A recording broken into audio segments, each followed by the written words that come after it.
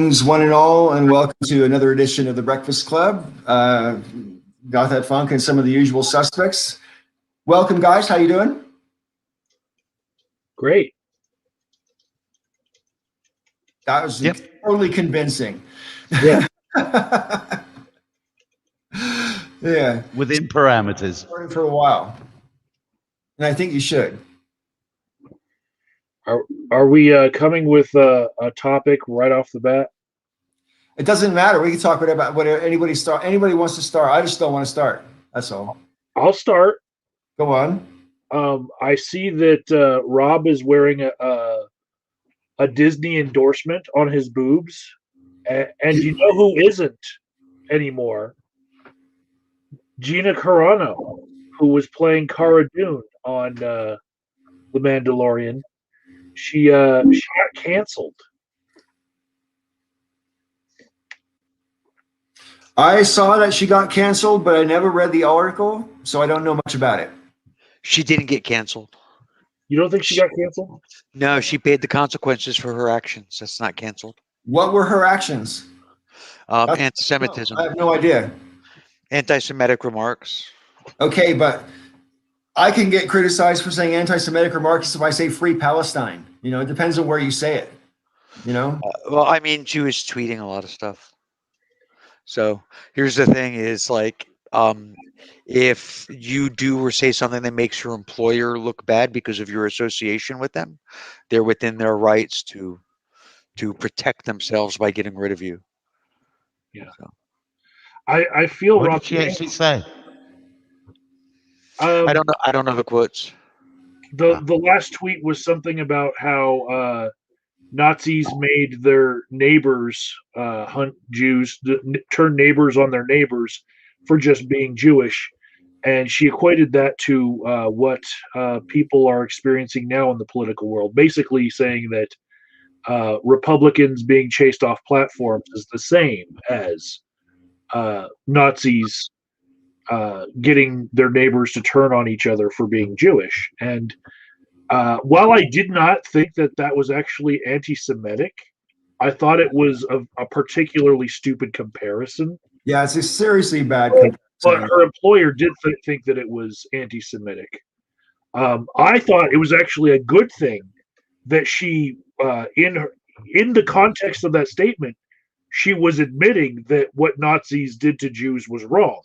And for her side of the fence, because she did have a Parler account at one time, I'm thinking that's progress, because she's actually admitting what happened to the Jews was bad.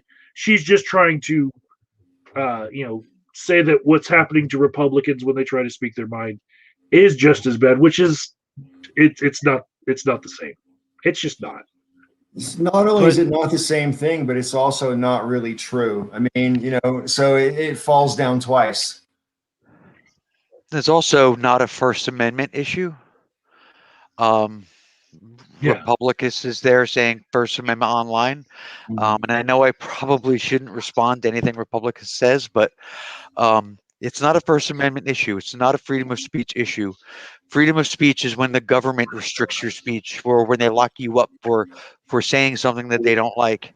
When a private company tells you basically to shut the fuck up, that they're within their right to do that. So I did see something about this story that relates to something we've talked about here on the Breakfast Club before. And that's, I've been following Gina Carano's career for the last 20 years, right? And 15 years ago, she was on a tear in Strikeforce before the UFC had women fighters. Strikeforce, the other promotion, had fighters. She had a 6-fight undefeated streak, and the last person that she fought was the one that beat her. And that was for the inaugural Strikeforce women's title, and that was Chris Cyborg. And those of you who aren't fight fans don't know this, but Chris Cyborg's body is particularly scary looking, right? She's got arms better than Michelle Obama. And so when I look at when Gina Carano decided to call it quits after one loss against Chris Cyborg, I think the reason why she quit was she thought that the competition was probably juicing. They were probably on steroids, and she was not. And this also has something to do with possibly transphobia. Because when you look at Chris Cyborg, this is basically like better than a dude's body, better than any of us that call ourselves dudes body, in there just with slightly female looking head. Dude is a gender neutral term. I'm trying. So no, dude is gender neutral. Then what's a dudette? I don't know, man. I don't write Not it. a thing. Okay. Hmm. So I think that perhaps her descent into the alt right whirlpool down the drain might have started with that first loss in Strikeforce, and then she becomes a movie star and she gets put in action movies. Where if you look at they call it the Hollywood Congress of Republicans. It's a bunch of actors that are all Republican, like Arnold Schwarzenegger, Sylvester Stallone. She was in action flicks around those type of actors, like the Untouchables movies, right? So she's around them, and she still has that influence around her. So I can see how when by the time she made it to Disney on The Mandalorian, for the last 20 years, she's been in this kind of circle of right leaning thought. But the last 2 years, there's a pretty damning list of things that she's tweeted or liked on Twitter. She was liking a lot of things that were against Black Lives Matter. She created a Parler account. She was descending into madness off the cliff of what we would normally accept as being Republican, like an Arnold Schwarzenegger in Hollywood. She was like, phew. So one of the things that has bothered me about a lot of the talk around it and people like defending her, the Ted Cruz tweet, saying that she's done this great stuff with this character, but she didn't do it. The writers did it, right? The accomplishments that Ted Cruz was attributing to her was the character's accomplishments, not hers. Like, and any actor can take on that role, would do, that character would still be, inspired. Well, it would have to be the right actor, but still, I mean, it would still be inspiring. It would still be, because that's the way the character is written. She doesn't write the character. So she doesn't deserve the praise for the inspiration and all that other stuff that the character has given. So I think that's a bullshit argument that's out there. It's just like, please give me a break. I just wanted to bring up that comment again from CRB Vegas real quick. This one.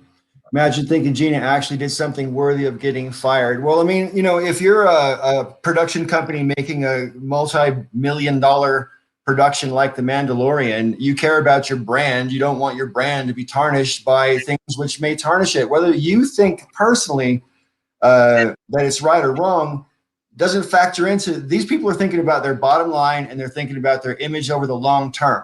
And when you're talking about Disney, you're talking about a real long-term image. Right. So Also, Gina Carano herself had tweeted previously that she believed that because of Ilhan Omar's political speech, that Ilhan Omar should have been fired from her job. So to think that she couldn't be fired for her own political speech out of her job is, a bit hypocritical. Just saying. I think both of them had political speech. One of them's job is to be in the political sphere. One is supposed to entertain us and let us maybe get away from that politics for a while, suspend our disbelief, and enjoy a show, and not show up later and say, "Hey, remember me from The Mandalorian? Let me now use my platform for saying that Republicans are being treated like Jews were in Germany." It kind of makes it hard to enjoy the show.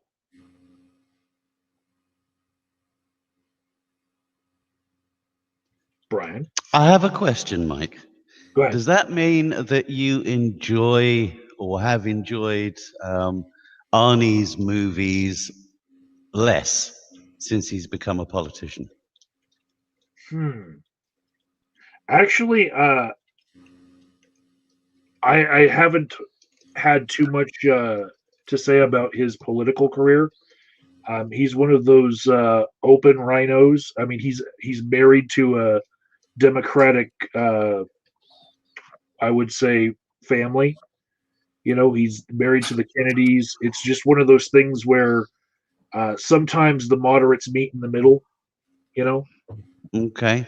How about Reagan? Because he famously was Hollywood's prime steak for a while. I don't remember him being an A-list actor. Actually, Well, no, you're too young, but some of us do. Yeah, I was just saying. Reagan was never an A-list actor. That's definitely true, and it's also true that after or even during Reagan's acting career, he was very prominently anti-communist at the very height of the Cold War, right? And when Reagan was the governor of California, he was also prominently anti-communist. And some folks may be too young in the audience, may be too young to remember the Cold War in any great sort of vividness, but I certainly do. And and that back in those days, that was a selling point. If you were hard on the commies, man, that was a big deal. So I think Reagan had some political chops even when he was an actor. Go ahead, Luke. Can you hear me? Yeah. All right. Maybe a more contemporary example would be Jim Carrey, since a lot of people have fond memories of him, and he went neck deep in anti-vaxxer crap. Personally, it doesn't bother me. I just kind of ignore his opinions. But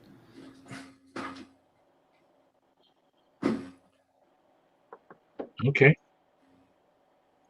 What's Jack, say something.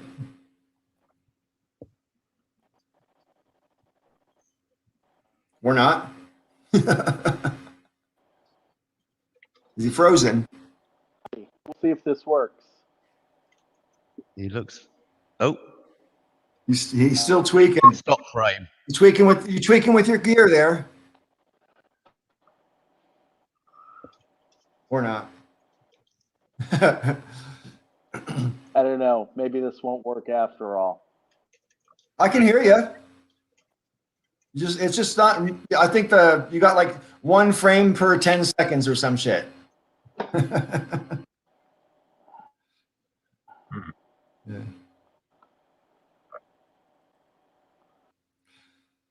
Okay, we'll try to come back to that later. Anyway. Yes, as Captain Zizek says, geek.exe has stopped working. Okay, so I mean, there's a couple of things. Put your thing down. Okay. I keep doing that. So there's a couple of things I wanted to. I don't know. I think Jim Carrey's roles kind of did diminish a little bit after the anti-vaxxer stuff. You don't see him nearly as much as we used to, and when we do, people are kind of like, "Yeah, you're kind of weird." So there's that. Also, I'm sorry. I know I'm not supposed to do a whole bunch of points at once, but they all went by already. Republicans, Trump goes free. So happy. He was never in danger of going to jail from this trial. He was going to go free no matter what. He was never in danger. Even if they convicted him, he wasn't going anywhere except for home. That wasn't the point of the trial. I can't find anything that Pedro Pascal said that is even minorly problematic for anybody. He doesn't tweet anything hateful that I saw. So if you know something I don't, I'd like to hear it. So no, she didn't get shit canned for being a conservative. There was a time when being a conservative was mostly about fiscal, being a fiscal conservative. Now it's about hating people that are different than you.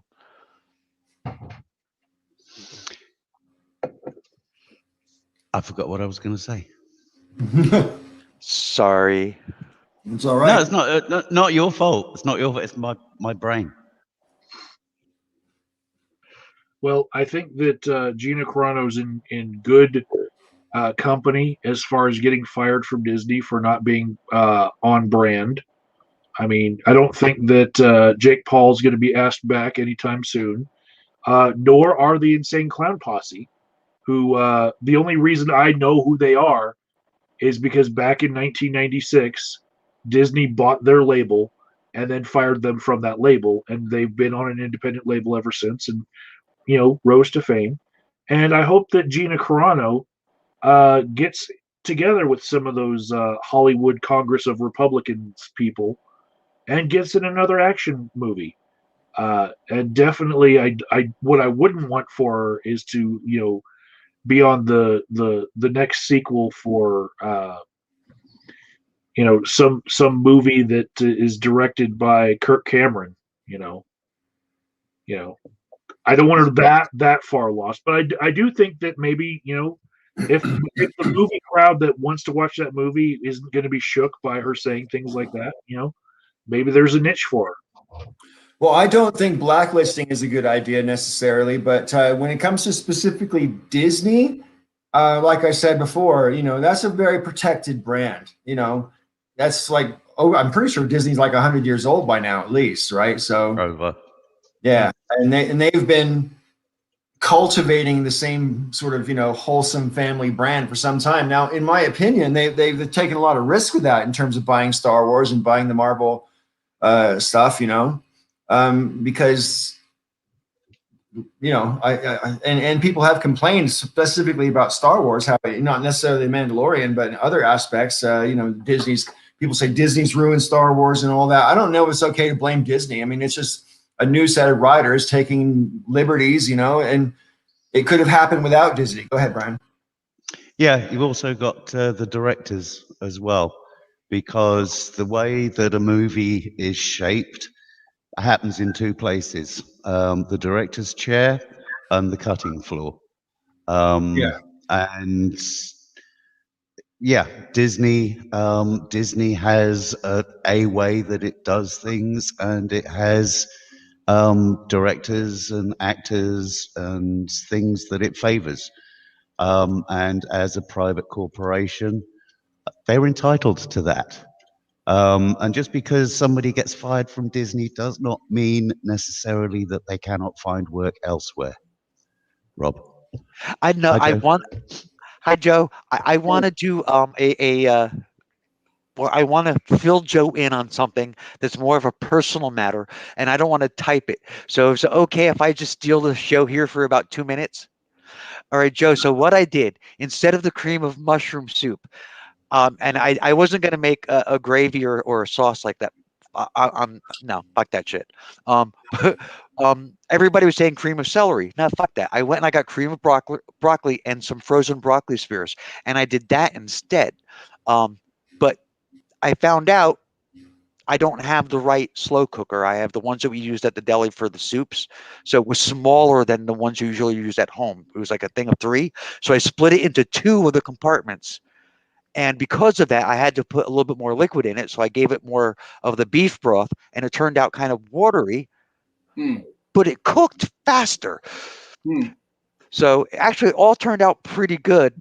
So there you go. Yeah, I know you were wondering about that because there was so much talk about it on the thread yesterday. Yeah. Good, all right, good. guys, go ahead. Am I to take it based on what I heard Brian say that we're talking about Gina Carano, whatever the hell her name is? Yeah.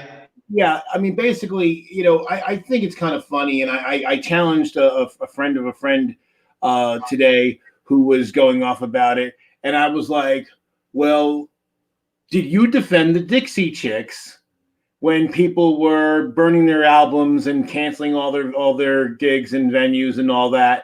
And he was like, no. And basically it came down to is he didn't really care for their music, so therefore I'm like, oh, so you're not championing free speech, you're championing speech you like, which tells me that you agree with Ms. Carano, because otherwise you wouldn't care. But you're, or at the very least, you like Star Wars enough that you just don't want to lose her character. At best, that's your position, is you don't want to lose her character. So you don't give a fuck what she said or who she said it to or about. You're not at all an advocate for free speech whatsoever, just beyond the fact you don't know what it is. And so when you had the opportunity to stand up for somebody else's free speech, but because they were not important to you, you didn't stand up. You're not a free speech advocate. Fuck off. So, the other, I hate this thing. So, the other thing, and I had mentioned it before a little bit more than a little bit, the whole Ted Cruz street, people talking about, she inspired young girls and all. Bullshit. I mean, I like The Mandalorian, but there's not a goddamn character on that entire show from the very first episode to the last one. Not a single character on that entire fucking show that is inspirational in the slightest. For the most part, they're two-dimensional comic book characters. There's nothing. I mean, it's Star Wars. It's neat. I mean, but there is nothing about any of that that's like, wow. No, none of it. Ashoka, maybe. Didn't The Mandalorian actually start off as a comic? It's all basically comics, though. I mean, like Star Wars in general is like a Western samurai comic book story. I mean, it's cowboys in space. We all know that. Right. Yeah. I mean, it was based on Flash Gordon, which Flash Gordon was cowboys in space, basically. Yeah. I mean, a lot of the Star Wars stuff. Sorry, Paul. A lot of the Star Wars stuff is inspired by a lot of samurai movies, a lot of old Japanese stuff. So I mean, it's that's what it is. It's cowboys and Indians and samurais in space. So all of it. I mean, all the spin-offs, all of it. So it's just like, yeah, we're talking cowboys and Indians with swords, light swords. There's nothing inspirational. Did you see that movie? I'm not sure how many years ago it was, maybe 10 years ago. Cowboys and Aliens.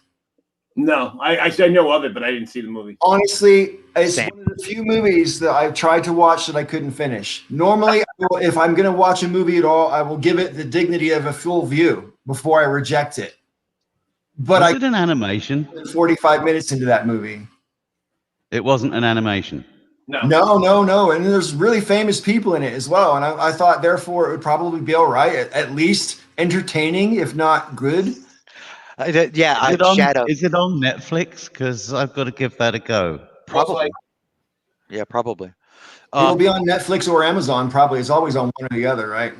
Like Shadow said, cowboys and samurais in space with Nazis. Yeah. Yeah. Yeah, I mean, the thing is, okay, at most I could see a young girl looking at her as an actor saying, okay, she's inspirational to me because there's a woman playing a strong character in a thing. Okay, but you know what? She'll go on to play character in something else. In fact, she's already got a gig lined up. And there's other women. That's the other aspect of this whole anti-free speech hyperbole concerning, Republicans' ability to post on this, that, or the other specific platform, or anybody's ability to post on this, that, or the other specific platform. There is always another platform. And when it comes to politicians, all you have to do is call up a news station, some media company, and say, hi, I'd like to be on your show to discuss X, Y, or Z. And guess what? You've got a national or statewide platform that you have ready access to. So, no, you are not being silenced. Well, the other I probably lost it. Keep going. Hi, kids. Hey, guys. Oh, I remember. I'll say really quickly. I mean, you know, I as much as anybody and more than most probably. I mean, I love having a platform. I love having a video channel. I love having my voice on the internet, even though as meagerly small as it might be. I that's just my personality.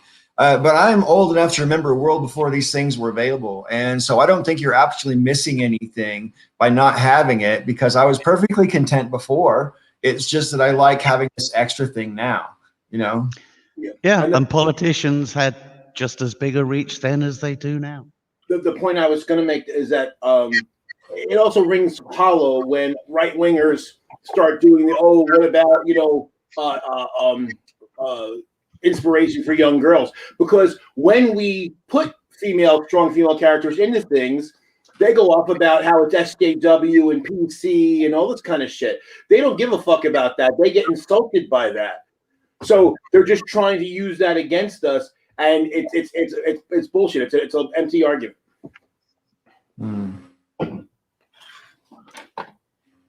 How have you been, Kazoom? Oh, I've been all right. I've been all right. No real complaints. I haven't. It's been a few days since I did anything political because I almost was getting kind of burned out on it. But I've been doing a lot of nature walks and stuff. But I'm doing all right. Yeah, good. Well, I guess we shouldn't bring up anything political then, right? Or No. Go political. Go full political. Whatever. You know, I'm prepared. So I did have a question, a political question. But yes, Kazoom, those nature walks of yours, spot on. Just what was needed. Right on. I've always enjoyed your rambles while you walk around in nature. That's one of the things that I love about the United States is the geography that you have and the sheer, vastness and variety of it. So yeah, anything like that, it's there. You've got me.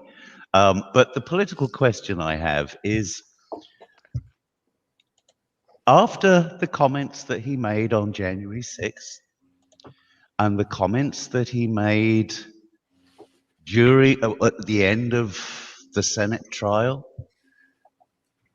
and I don't really want this to go down the same rabbit holes that we've been down before when discussing Republicans voting to acquit, but after all that he said, how can Mitch McConnell justify his vote today? Process. He said afterwards, I don't know if you heard it, that he agrees that Trump is guilty of the charges that against him in the impeachment. He agrees that he's guilty, but he voted to acquit because he didn't agree with the process, because he felt it was unconstitutional to convict a president that's already out of office. But the impeachment happened while he was in office. This is merely the rubber stamping of that process, due process. Yes and no. It's the second half. It's kind of like the second half of a process that doesn't have to take place. There's a very strong argument for it to, and I agree with that argument. But there is actually a pretty strong argument for it not to. Mitch, Prof. MTH, pretty popular and well-known constitutional lawyer from YouTube. You probably remember. I remember. Well, I'm friends with him on Facebook, and he put it out there that he agrees that the entire thing was unconstitutional. Wow. So, well, I certainly wouldn't want to discount Prof. MTH out of hand without understanding his reasoning behind that. But it seems to me that the precedent has already been set that it was constitutional, and the fact is that the Constitution says the Senate has the power to try all impeachments, and therefore the Senate decides whether it's constitutional or not. And they made that decision, I thought, on Tuesday. So I thought it was wrapped, even though I did know that some senators were going to hang their hat on that one. To answer your question, Brian, why, how, what? Mitch McConnell has to ride herd on a Senate which the loyalties of which have slipped away from the establishment and into the hands of Donald Trump. He's going to be the leader of the Senate Republicans. He has to make sure that they're going to listen to what he says. And that is partially dependent on whether or not you know, I mean, if he openly voted to convict Trump today, he probably would have lost any sort of loyalty, and people might have even tried to oust him. I mean, I don't know if you guys saw this today, but that guy from Louisiana, already today his GOP and his state has censured him for voting to convict. Right. Already, in like a couple of hours after the vote. So this is what these guys in the Senate were afraid of. It's political, and it's really unfortunate because it's not based on whether or not Trump did it. Well, I'm sorry. Yeah, the one thing that bothers me the most about his excuse, and I understand what Prof is saying, and I've seen people that were constitutional scholars that said either side. So, and obviously I'm not a lawyer. However, but the thing about it that gets me about it is that the reason why this trial started after Trump was in office was because of Mitch McConnell. Is that he basically said, no, I'm not going to let you have a trial while I'm the majority leader. So it can't be, to my mind, that you can't sandbag the process and then complain. Oh well, now that I've delayed things, it's unconstitutional. Well, that's your fault. There could have been a trial, or we could at least have started it. And he created this situation.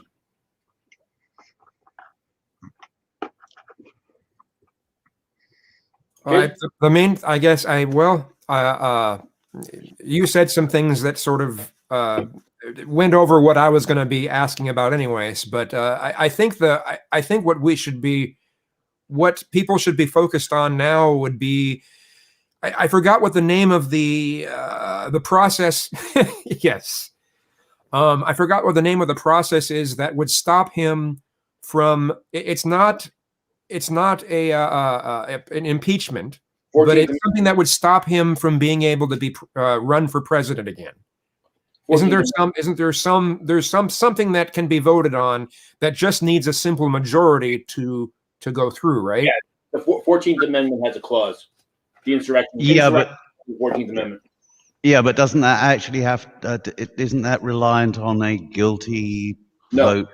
No. Oh, okay. So they could actually do that, even though he's been acquitted at trial. In fact, the 14th Amendment was, if I remember correctly, that particular clause of the 14th Amendment was put in basically to prevent legislators that sided with the Confederacy from coming back and trying to take their jobs back. So, first, the Pacific Northwest is one of the most beautiful areas of the country, Brian J. And having been there a couple of times and walked around in the woods and in the nature trails of areas around hang on, I got a crying toddler. Sorry. Go on, guys. Yeah, fuck off with that. Go Colorado. We've got Paul and we've got mountains. And you have living on top of a fucking mountain ridge. It's great. And you have ticks, though. You still have to worry about ticks there, right? At a certain elevation. I doubt you have to worry about ticks up here. You don't see a lot of bugs up here, to be honest. It's You do have to worry about gophers, though. About what? Gophers at high altitudes. Down in Boulder, they've got what do you call them? Prairie dogs or whatever, like by the hundreds, if not thousands. But up here, we just get the chipmunks and rabbits. Chipmunks, that's what I meant. Chipmunks, not gophers. Right. Yeah. Remember, Mike, when we went up there and we were surrounded by chipmunks? Yes, potato. Potato. Yeah. Was this like armed gangs of chipmunks? Yeah, we were mugged for absolutely anything that we could give them. It was nuts. Total. Kazoom, where you live in Washington, is it relative conurbation or is it mostly open space? What was the first word? What? Conurbation. Is it really built up, or is it like open space? People live far apart from each other, all that kind of shit. Oh, People are it's regular small city kind of stuff. People Right, aren't okay. really widely spaced apart. Not around here. I can travel a little bit and get to somewhere like that. Sure, but here in sure. Tacoma, it's standard small city. Have you So ever been to that part of Washington where they filmed what's that David Lynch TV show? Sounds hit my Twin Peaks. what's that? Twin Peaks. Twin Peaks, of course, that's it. Twin Peaks, yeah. Ever been up that way? I don't actually know where that is. I think it's so I don't know. northeastern Washington. Oh, so around Spokane then. Yeah, I guess, yeah. Is that where there's, that was there's filmed? there's a lot more open land in eastern Washington for sure. So Right. I thought you were gonna. There's a show that was filmed there was a show that was specifically taking place, and it just driving me nuts that I can't remember the name of it. And I had a friend that actually worked on the set of that, and it's driving me nuts. It's Rosalind's. What? Northern Damn it, Exposure. Yes. I used to watch that show. I know that one. Yeah, it's supposed to be set in Alaska, but it was filmed in Washington. Yep. And I actually got to go to that bar that they because it's an actual bar in the region, and I think the name was Rosalind's Bar or something like that. But they kind of changed a little bit for the show to and I actually got to see that area, so that was kind of cool. Yeah, what I love about being here in New Jersey is that I live in suburbia, but New York City's 20 minutes that way. 35, 40 minutes toward Rob is like country. Philadelphia is an hour and 15 minutes southwest. Nothing from where I live, nothing in the State's more than 2 hours away, traffic notwithstanding. So the area in Washington that I was talking about in the Pacific Northwest is around the area of Bellingham, Beeham, and it's absolutely beautiful country. A lot of it reminded me of home. I live in the mountains. I live in the woods, but the mountains here are not the same as the mountains there, and the woods here aren't the same as the woods there. I mean, the trees are taller, the mountains are taller. Zone Star came in and then left. So I mean, but it is absolutely beautiful. So I mean, if you're gonna do videos where you're talking about, whatever, and you're in a nature trail and just kind of rambling, yeah, Pacific Northwest, that's the place to do it. Here's Eric. Hey. Hi. What's happening, guys? Haven't talked to you folks in quite a while. It's been forever. So sorry, I've been kind of MIA the last handful of months, but just working on it. It's good to see you. Yeah, thank you, and thank you for continuing to invite me. I was like GTF is eventually just going to be like, screw it, he's never coming back. But I'm sorry, have we met? I'm relentless. Yes, you are, and that is just fine, because I did definitely want to come back and say hello to everyone. There's one or two people I don't think I know, but I know pretty much everyone else. I think the only one I don't know might be Luke, and then introduce yourselves to each other then real quick, because Luke's new to the show. Oh, okay. This is only his I'm second not time sure here. I'm worth knowing. Right. Well, greetings. Basically, Luke has been a regular commenter for fucking since the dawn of time. So I think he might have done one or two guest host videos for the Breakfast Club back when we used to do our own everyday sort of a thing. Oh, right. Now, sounds good.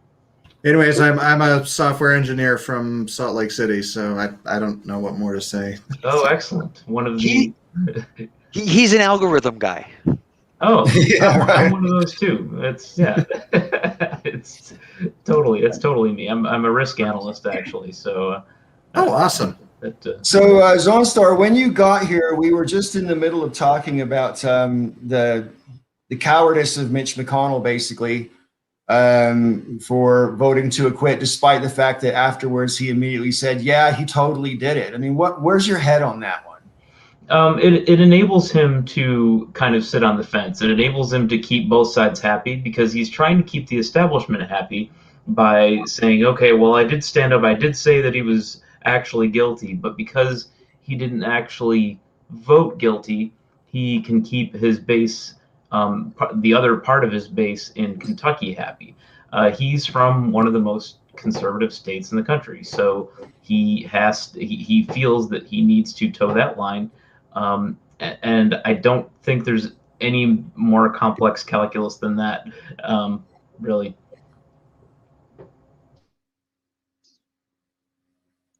Yeah, as a follow-on from that, in his remarks, he alluded to criminal consequences being a potential follow-on from this. Do we have opinions on that? Because given what I've seen over the last 4 years, there is an awful lot of criminal consequence that is still within the statute of limitations from the last impeachment.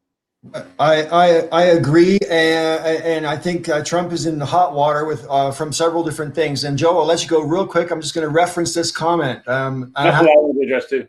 Okay, yeah. Trying to keep Trump from running again in 2024 goes against democratic principles. I, a Republican, understand we live in a republic. You don't. Well, actually, I do understand that we live in a republic, and living in a republic means we don't have a king or a monarch, right? No one has a right to the presidency, that's for sure. As regards whether Trump has the right to run again or not, real quick, and I'll let Joe go. No one has the right to run if they're a criminal, right? And as we just said, he's going to be in a lot of hot water for crimes outside of the whole impeachment and the riot stuff. But the riot stuff all by itself proves that he's proven himself unfit to be president, if not for inciting the riot, for not doing anything to stop it once it started. Game over. Go ahead, Joe. Yeah, well, and I'll go one step further as far as, understanding that we're a democratic system. What goes against democracy? Staging a coup against the government. That's the number one thing that's anti-democratic, is actually trying to overturn the democratic process by force. So, and that's actually why that clause is in there in the 14th Amendment. And that's part of the democratic process. That's our laws that say if you create or foment or encourage insurrection against the government, you are no longer worthy of being a leader or being a representative in any form. And being a republic and being a Republican, those two things have no relationship to each other. The country was a republic before the Republican Party existed. So I mean, to say I, a Republican, understand that we're a republic is just nonsense. I mean, it's just, gaga goo goo nonsense. So yeah, good luck with that. Nice. Yeah, one thing I want to actually address something a Republican said earlier, that he said that if he criticizes a liberal for he tells us you're a liberal, I'll shut the fuck up for what we say, that's free speech too. Yeah, it is actually, and that's what we've been trying to tell you, that when we criticize the stupid shit that you guys say, we're not taking away your right to free speech. We're using our speech to criticize your speech. I describe free speech as it's a multi-lane highway. I have the right to say what I want to say. You have the right to critique what I say. I can critique your critique of my critique, and everybody else gets to critique all of what we've said, and we can critique them back. So if someone chooses not to associate with you because of the things you say, that's not taking away your free speech.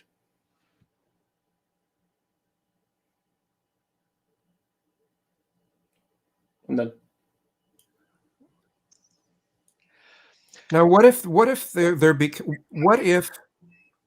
you say to if there are certain opinions, they're not necessarily hateful opinions, but what if Republican thought, Republican principles weren't allowed on pretty much all of the social media platforms, what would you say that they've lost some, not necessarily the First Amendment, would you say that they've lost some bit of freedom of speech if that were to happen? I'd say that they should go and create their own platform. But then if they do, then their platform might be shut down, like what happened with Parler. Right, but that's because they were instead of because they were getting their platform hosted by somebody else's platform. If they actually started from the ground up and said, okay, we're going to get our own servers and our own internet connection and all that, no one can stop them. So they have to literally become their own service provider in order to do that. Yes. But here's the thing: is Republican or conservative values aren't what's at question. Like if you're going to say that hating LGBT people is a conservative or a Republican value, or anti-Semitism is a Republican value. If those are Republican values, then yeah, then anywhere they go talking about Republican values are going to be, kicked off. I agree. That's why I put in, hey, if they're not saying something hateful, that's why. But that's the thing, is it only happens when they say hateful things. Like if there are Republicans on Facebook discussing fiscal conservative policy, right? I mean, and traditional conservative ideas, nobody's going to say anything. They're not going to be canceled. They're not going to be shut down. So, I mean, the whole thing when they say, oh, they're just trying to shut down conservatives, there's zero evidence of that. As a matter of fact, the mediascape in general, we've talked about this before, Kazoom, right? The mediascape in general, not just like the internet, but the entire mediascape actually leans more to the right than the rest of the country does. The right is more heavily represented, especially on radio. But I mean, that's the reality. So. Yeah, and I totally agree that the people that are being censored are being censored for saying hateful things and misinformation and disinformation. And those things are not Republican values. Those things are not supposed to be Republican values. But if they've turned into Republican values, then yeah, there's a problem, isn't there?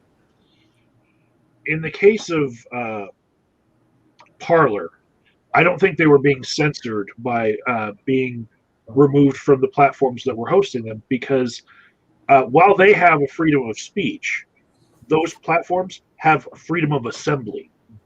And most Republicans would stand by the right to not give service to somebody if your establishment doesn't want to give service to a particular person that's offensive to you.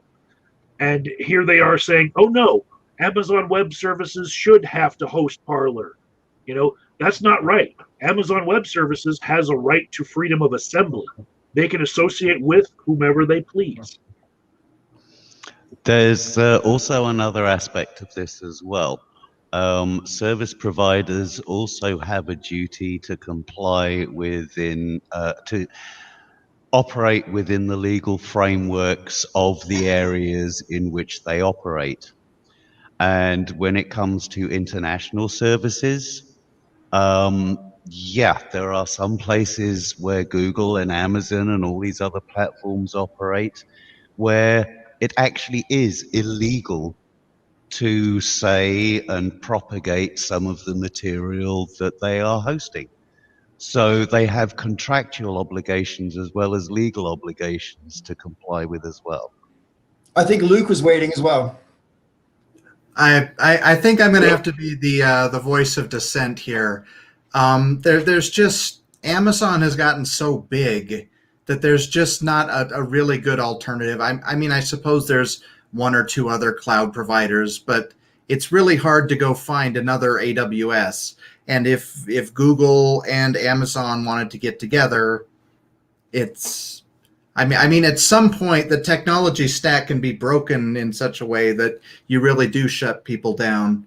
So do you think that there's a Republican who makes the argument that because this one company has amassed so much that they should have to share it with other people because they've built this great wealth of something? I was in favor of net neutrality, and I I don't want Amazon deciding what can and cannot be hosted. So, Sherman antitrust laws. I mean, these are monopolies. If Amazon is so big that nobody else can, then Amazon needs to be broken up. Well, and that's the problem. Okay, well, I had my hand up like a while ago. Oh no, go ahead. Well, I just wanted to interject something really quick.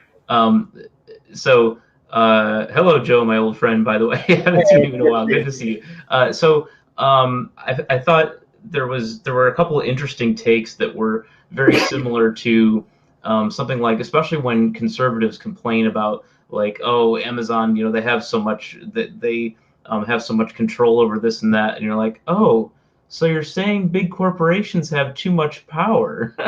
Oh, interesting. That's kind of, you can kind of start that whole conversation with, maybe even find some common ground occasionally with some conservatives about understanding, well, this is what happens when corporations get too enormous and they get too much power and there's not really any real competition. I do understand and agree about the legal argument that, yes, of course, since they are not the government themselves, they can do whatever they want. But yes, those big tech and all these other things, while I think a lot of the conservative I think a lot of the conservative complaints are overblown, I don't think it's nothing that they do have a great deal of influence, and perhaps more than they should. But that's the thing, though. Like the right wing ties itself up in knots in hypocrisy because they're constantly doing this. Just like the whole idea of canceling. I mean, I've been told by right wing libertarians forever that, well, we don't need the government to regulate that. Basically, that we as citizens can regulate because we can boycott people, and then that will cause them to change their actions. Because if enough of us stand up and say we don't like the action of that company, then that company will have to change. Economically, it'll be forced to. But then when we do that, because that's what so-called canceling is, we basically say to the vendors and say, hey, vendor, I don't like this thing you're hosting, so you got to stop hosting it or I'm going to take my business elsewhere. And so then they say, okay, fine, I'm going to do that. That's literally what right-wingers have told us to do for 3 decades at least. And so then when that happens, so the free market is a wonderful place until it doesn't serve their interests. And it's just like this thing, we shouldn't limit the size of communication companies. We used to have double or triple the number of communication companies that we used to, but due to consolidation, that they've said that's perfectly fine, even though, and we changed the laws, that we used to have more laws to prevent it. So they were perfectly fine with building these mass conglomerates until it didn't serve what they wanted. And that's why I'm sick and tired of even debating them on it, because they've basically proven that they have no principles. Their principles are bullshit. They do not believe in any of those things. They believe only in power. I'm done. Now, what if it got to the point where people weren't able to have their domain name because I forget what the name of whoever it is that handles domain names. When it comes to the registrar. What if it got to a point where a website wasn't able to exist that without just someone having to type in the IP address directly instead of even they weren't even allowed to have a website registration. Yeah. This has already happened to websites, and they'll have onion addresses so that you can visit the site on Tor, but you won't be able to find them using a traditional search engine. Like, you won't find any trace of them because that search engine will basically delist any listings, any returns that would have their actual IP address. Just as a technical fact, because I did it once for an exercise, you can actually set up your own DNS server, and you can put in your own domain names to propagate across the system. Right. So there is absolutely nothing practically stopping somebody else setting up alternatives. If the and also there's not just one registrar, there are loads of them. So yeah, free market force is absolutely in action there. You have to remember, though, that the typical user isn't going to know how to customize their DNS server. They're going to type an address into the bar, and they're just going to expect it to work. And if it doesn't work, then they'll assume that the website is broken, probably not that the website's being censored. True. But if you are complaining about not being allowed on other platforms and you want to set up your own, this is a way that you could employ somebody who does, somebody like yourself or me back in the day or Zoomstar, to actually get that infrastructure in place for you. That's what contractors are for. Right. And as far as the cloud, there not being cloud services as big as Amazon and Google, that's true. But again, I mean, there's if Parler starts out on a smaller platform, there's no reason why they can't do that. And if they draw enough traffic, they're making enough money. I have no doubt that they'll be able to either get their provider to boost because they'll be spending more, paying them more money, or be able to set up something completely on their own. And let's not forget that there are plenty of other countries in the world that have their own infrastructure and are quite happy to host platforms and voices that the US shuts down. And Amazon and Google haven't existed forever either. I mean, they had to start. So there's no reason why others can't. Yeah, I mean, you think about it, Google started strictly as a search engine.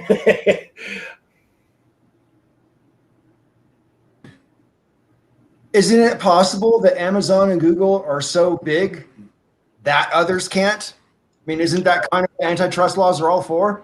And right, that's why they need to be broken up like Ma Bell. Right.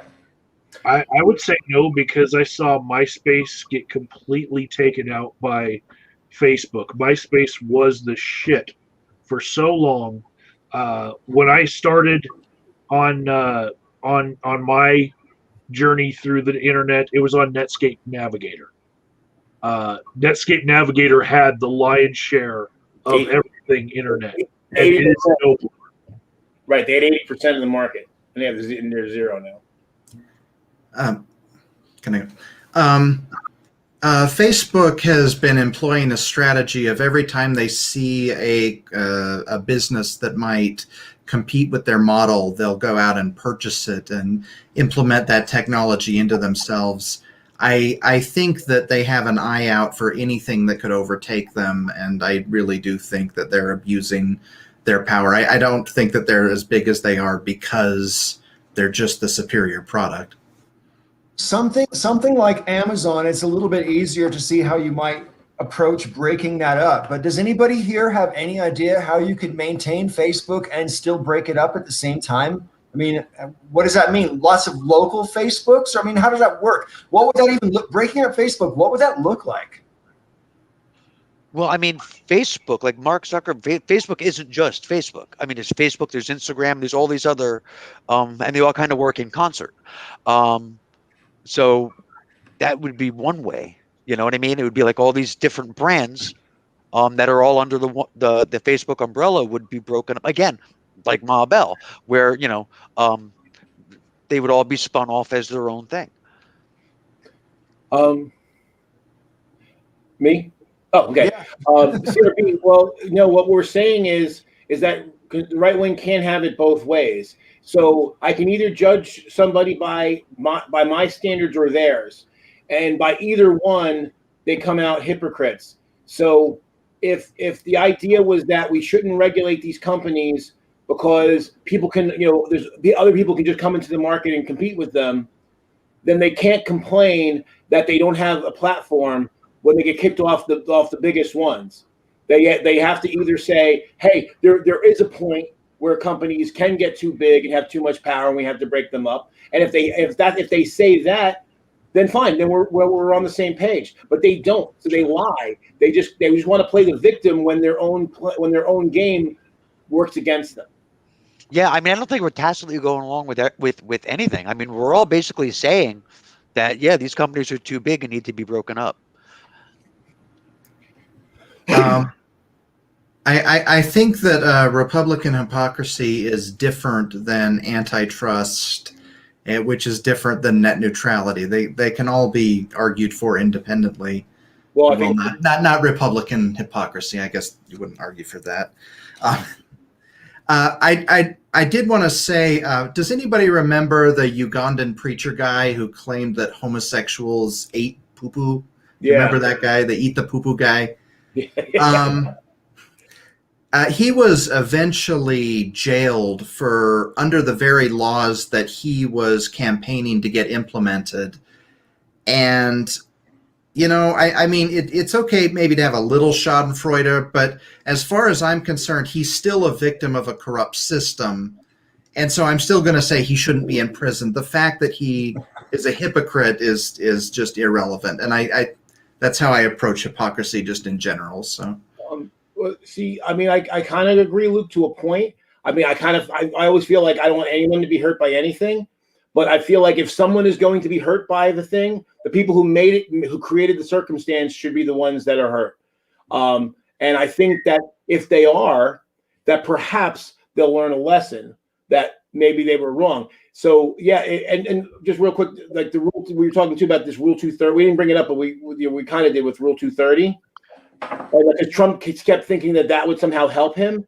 That actually would hurt his case, because then if companies like Amazon and Google are going to be financially responsible for whatever the people on their service post, they're actually going to be more likely to kick people off because they don't want to take the liability. You know, now you're assigning to them a liability that they have to police, and they're going to cut off everybody who is even remote chance that they could get in trouble.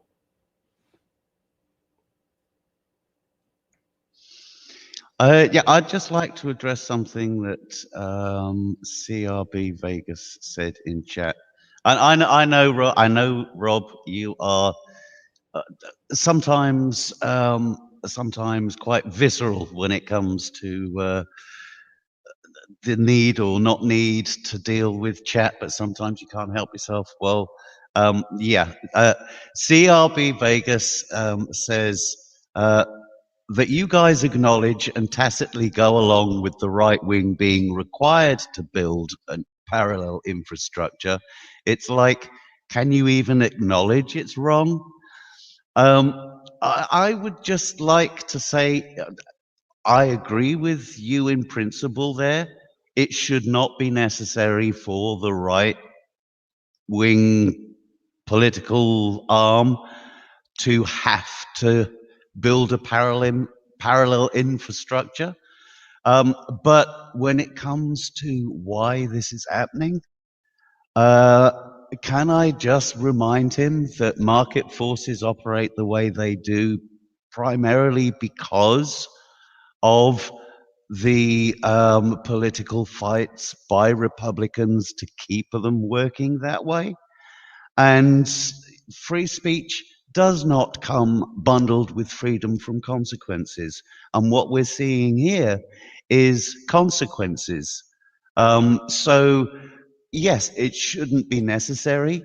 But if you are going to violate contract and various other terms of service, legal things, propagate lies, etc., then expect consequences. And this need is a consequence of the way these infrastructures have been used.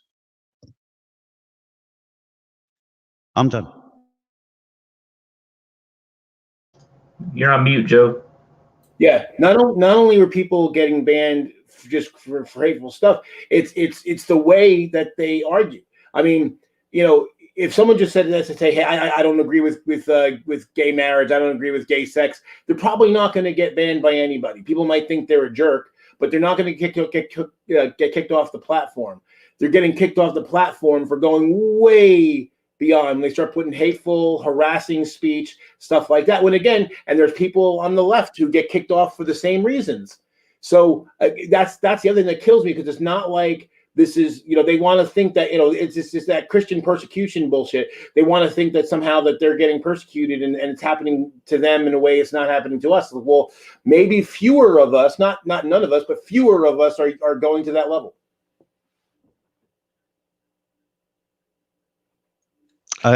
Just briefly before you jump in there, Rob, because I know you're itching. Yes, apparently, Zornstar, you win the internet because you brought a cat, and chat says it's not fair, and I have to agree. Rob, go. Well, I was going to say that.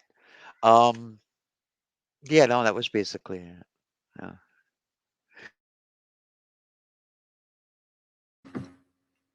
I just want to say, I'd like to see some people bring up examples of people who have been silenced or censored for just stating actual conservative principles. I'd like to see an example of that because I haven't seen it yet. It's always been saying something hateful, saying disinformation, saying misinformation. It's that way every time.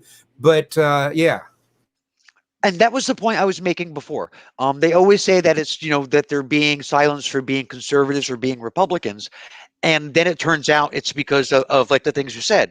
So what they're basically saying is that to be a conservative or to be a Republican, you have to be a piece of shit at the same time.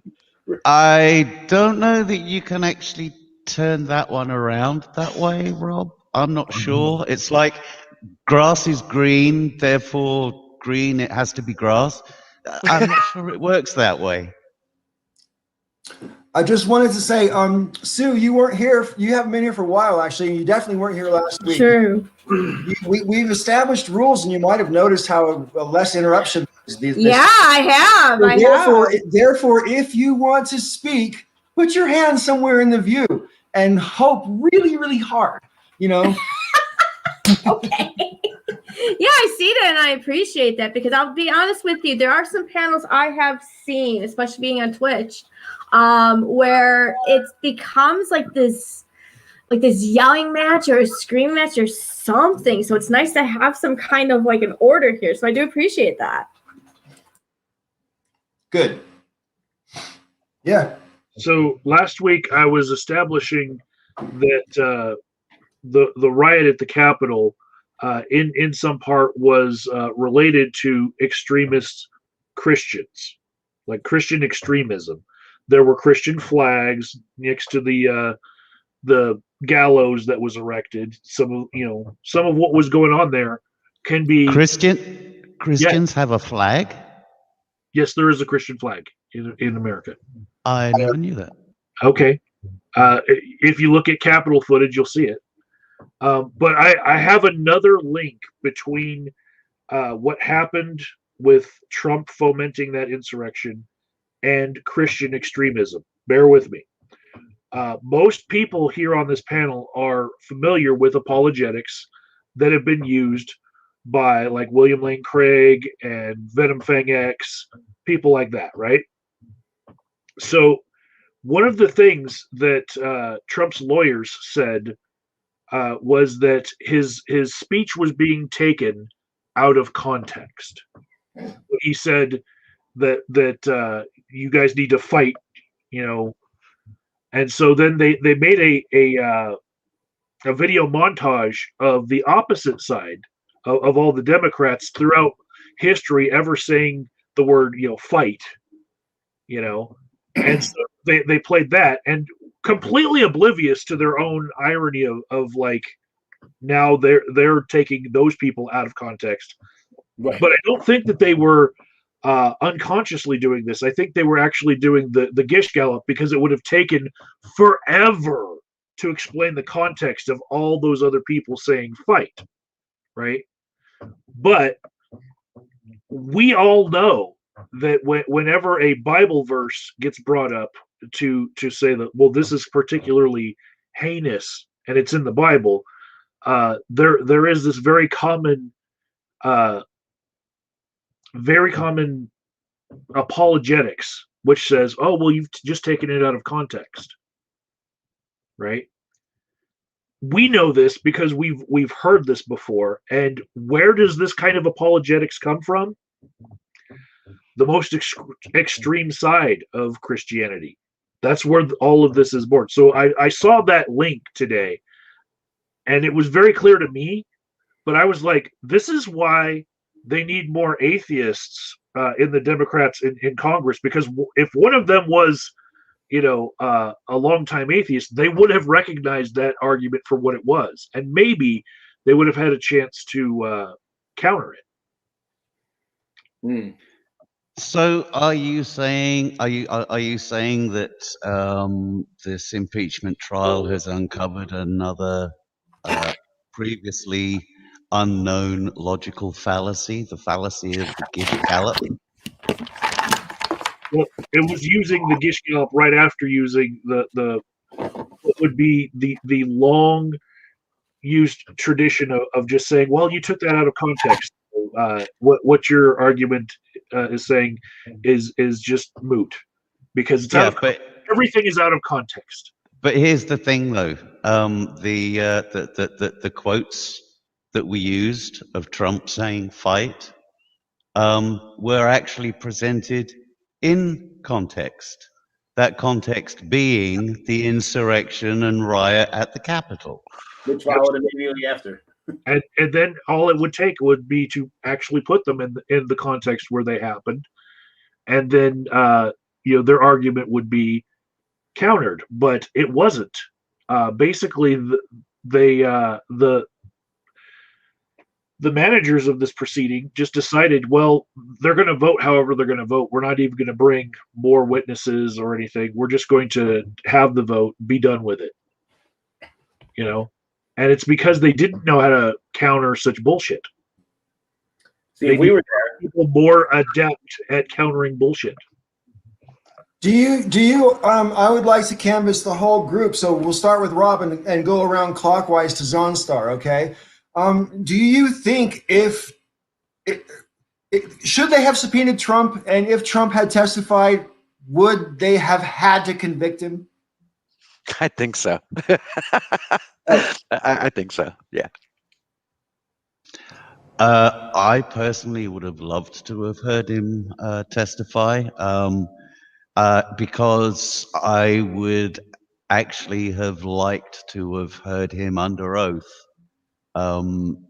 represent the big lie, as it's seemingly now called, because I'm curious as to how much deeper the hole he's in he would have dug. Right. And I think that was a very wise decision on his, from his team to actually not have him testify, unfortunately. I would have liked to see him testify, but as for whether or not that would have swung any Republican votes, I can't say that. I don't know. Depends on what he says, doesn't it?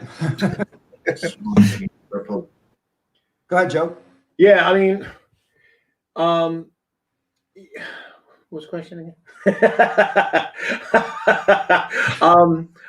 About Trump. Oh, actually, yeah.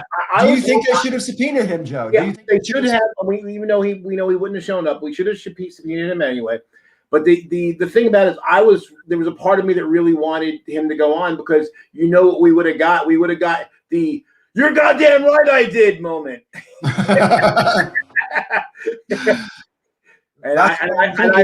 Because he couldn't. He's that type of person. He could not say it. He couldn't not say it. If you put to him, he would have fucking said it. That's why I think they might have had to convict him. They might have had to, because he might have literally just put his foot completely in his mouth and all the way down. Go ahead, Mike. Yeah, I think a lot of people should have been subpoenaed. Everyone who, in court cases, would never allege election fraud, but then to the public, when making public addresses, were saying election fraud. If they were under oath, they could have been asked directly about election fraud, and see what their answer was then. I'm with both Mike and Luke, for sure. I would definitely say yes, but not only Trump. I would like to see couple of the senators also subpoenaed as well, especially those that have been accused of I would love to see what's his face, Kevin McCarthy. I would love to see him there too. Yeah, as much as I would have really liked to see him on the stand, and I was going to say something similar to what Joe said. There were a lot of people that were like, yeah, we're going to get the goddamn right, I ordered that code red moment, and I think there's a very good chance that he might have said something like that. Ultimately, whether that whether that would have been enough to convict, maybe yes, it certainly would have been more than the 0% chance that it ended up. I think we've all known from the beginning that it was going to be. As for subpoenaing other people, sure, that would have been fine too. um, the only kind of hesitation though that I have about that is there are other considerations. Biden is still in the in the first half of the first 100 days of his presidency. There is a lot to get done. There's a lot that still needs to get done. There are a lot of people even that are more on the left, but maybe not as activist and not as involved every day in politics, that are just like, just get this behind us. We don't get, just get it done. And yes, I do understand that those people should be saying, hey, there are things that are more important here, like justice, etc. But Biden also he's on a clock. So I think there are those considerations too. I'm not sure that I'm 100% on board with like just do it no matter what, or just keep extending the trial. Not sure that would be the thing to do either. But those are my thoughts on it. Brian? Just quickly, a question for you, Zornstar, because I don't think you were here when we briefly discussed it. Mitch McConnell alluded to the criminal infrastructure taking over when it comes to dealing with Trump. What are your feelings on that? Do you think that would be or will be sufficient to declaw this monster? And I use that hyperbolically, that term, by the way, for the chat. Sure. Well, there are a couple considerations there, and a lot of what Trump is going to potentially be in the most trouble for are actually state crimes. So the state stuff, like the stuff that happened in Georgia with that phone call, that shoe has yet to drop, if it's going to drop. Something that's even more likely to happen is something to come from New York State about his financial dealings, because we know for sure that he is dirty in a lot of different ways, and financially he has gotten a pass over the years, and he's been able to pay his way out and everything, or whatever it is. His dad has bought millions of dollars worth of chips from his casino, et cetera, et cetera, et cetera. I don't think he's got any more rabbits like that in the hat to pull out if the AG in New York State decides to really go after his foundation, et cetera. I think that could really have some serious teeth. That and this whole thing that you may have heard about with his couple of his buildings, his biggest buildings. He's got a 30% share in these two huge buildings that he might get squeezed out of and then he's going to have to pay this debt in 2023. He's got a lot that could still hit him. I think Mitch was just using that as an excuse. I don't think Mitch really cares, honestly, either way, whether states are going to do anything about it. I don't even think he would much care, even if they did. I think Mitch has basically kind of cut ties with. He just doesn't want to catch any of the shrapnel. But yeah, I mean, it's possible that he might get hit with a lot of things. But again, I don't think Mitch mentioning it means that Mitch actually cares about it. Yeah. Did everybody go on answering this? I don't want to cut people off. Yeah. Okay. I just wanted to address CRB Vegas about this thing that it was a huge waste of time. I flatly reject that as that answer or that line of thinking, because for one, if someone's guilty of a crime and you know that they're guilty of a crime, you're going to make your best case knowing that you may not be able to convict them. And that's not a reason not to try to seek justice, because otherwise you're literally telling people, do whatever the fuck you want. And if we can't put, and you're going to get away with it because we're not going to even try.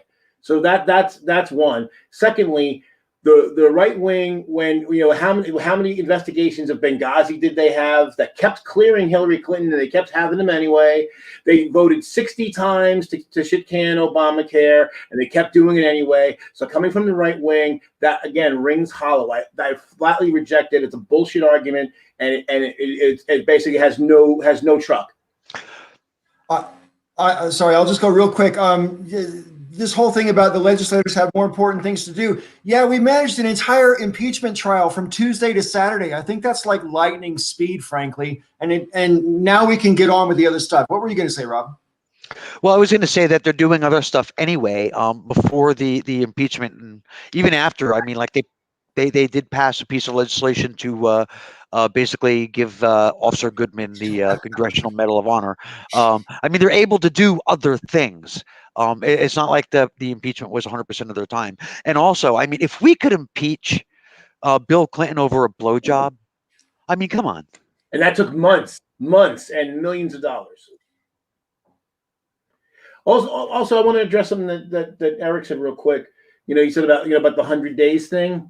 And the clock's ticking. I don't accept that. I mean, that's kind of been, kind of tradition that that first 100 days. That's so arbitrary. I mean, someone's got a term for four years. Yes, it's nice to get a lot of you. Certainly, you want to get as many things done as quickly as you can.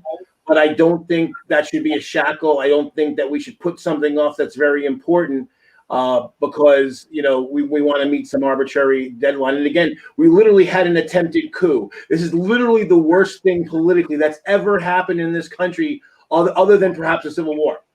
So, Yeah. So I think that this idea that that it's waste of time is ridiculous. Yeah, I don't think it is wasted. I should clarify that I don't think that that doing it in the first place is wasted time. I think it is very good that they did do it. It needed to be done. The question for me is, once you already know that there's no chance that Republicans are going to convict him, do you continue to spread it out, hoping upon hope that something that was more my concern. And of course, the 100 days is not like a real thing. But see, you're not doing it to switch them. You're doing it because there's the voters out there. People need to understand what happened and what that means to our republic. So that's if there's anybody that can be swayed, it's them. That's possible. I honestly think though that at this point, I think the Republicans are more scared of Trump than they are of their base because they know that Trump can gin up their base against them. So he still has his approval rating is still so high among his base that I want to believe that there was some way that we could have done it. I'm not sure that there was. So I wanted to say first, welcome to Batman Puka.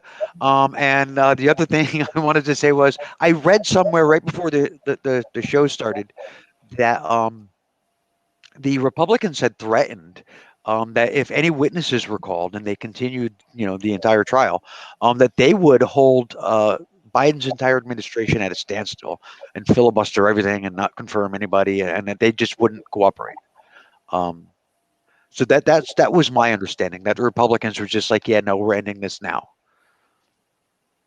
And talking about wasting time, they were willing to waste time again. How's it going, Phil? So I'm here because week after week, for I don't know how long, I have gotten an invitation from Paul to be on this show. And then this week I get no invitation. Out of the blue, Paul, it's like you cancel me out of the blue. And I'm just like, all of a sudden, Paul's like, I know why you did it. Paul's like, I know, Puka, he's one of the bad Jews. Oversight. So I would like a qualified list of what Paul considers a good Jew versus a bad Jew. So we can go over this right now. Paul, he's like, I want to know about the space lasers. Yeah, me too. Okay, yeah. So the charge has been made. Panel. Discuss. Tell him about the Death Star. I can get Paul in here. Tell him about the Death Star of David. Oh yeah, the Death Star. I got my new laser, so I'm happy. I'm just glad you're here, Puka. Yeah, I'm sorry. It's just an oversight. What can I say? Oh, no, oversight. Oh, okay. Yeah, you're forgetting about the Jews again. That's right. You see, this is why we wanted the desert for 40 friggin' years. Just an oversight on sending us the directions, how the fuck to get where we're going. Sorry, I thought that was a deliberate choice by your people. Well, I think we wanted the desert for 40 years because we were waiting for a decent Chinese food restaurant to open up in the final destination, and that's where we can get there. Well, yeah. Now you were walking in the wrong direction then, obviously. Yeah. Well, Brian, have you ever been with like three other Jews and just trying to agree on what restaurant to go to?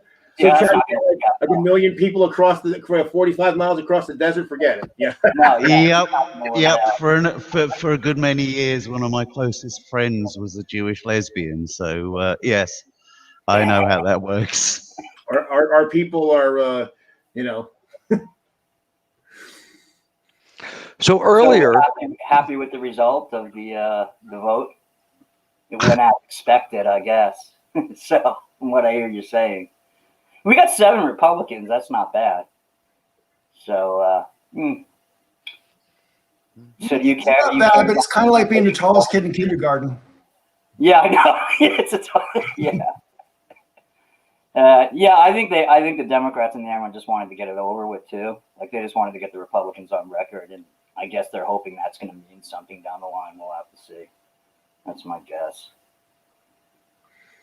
So Vegas earlier had said something about we're in the midst of a political realignment, and I'm not sure how serious he was, but he's actually, in my opinion, he's right to an extent.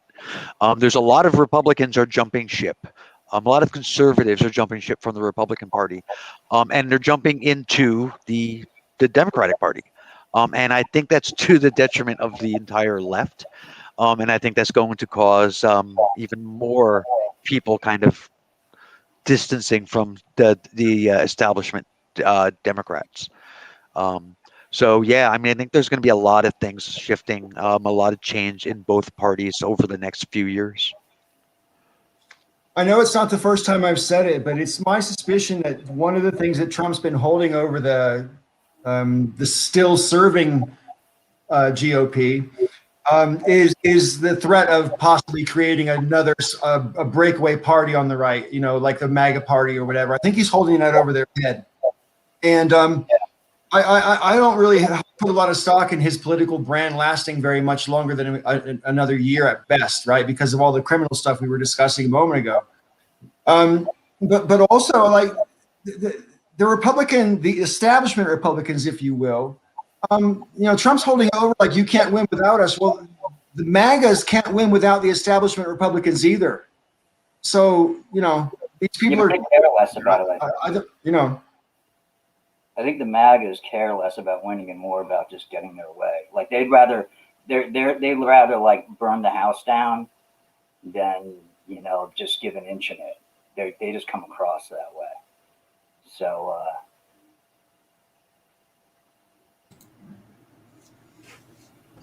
well, there's parts of the left that are like that. There's parts of the left and the right that are like that. And now I think there will just be more on the right that are like, well, if they don't pass this litmus test, then it's going to be Trump or bust, essentially, or at least somebody who Trump has anointed, or bust. But that's partly why a lot of these guys who used to be sort of establishment Republicans like Cruz and Rubio, guys who did have a legitimate shot at being president even before Trump, now that Trump has so much power in the party, they feel that they need to make sure that they're sucking up to him so that his base will vote for them and they'll remember that they stood up for Trump. And that's going to be a big deal. The whole Patriot Party thing, I think that he's already said that he's not going to do that, but who knows? He could change his mind any minute.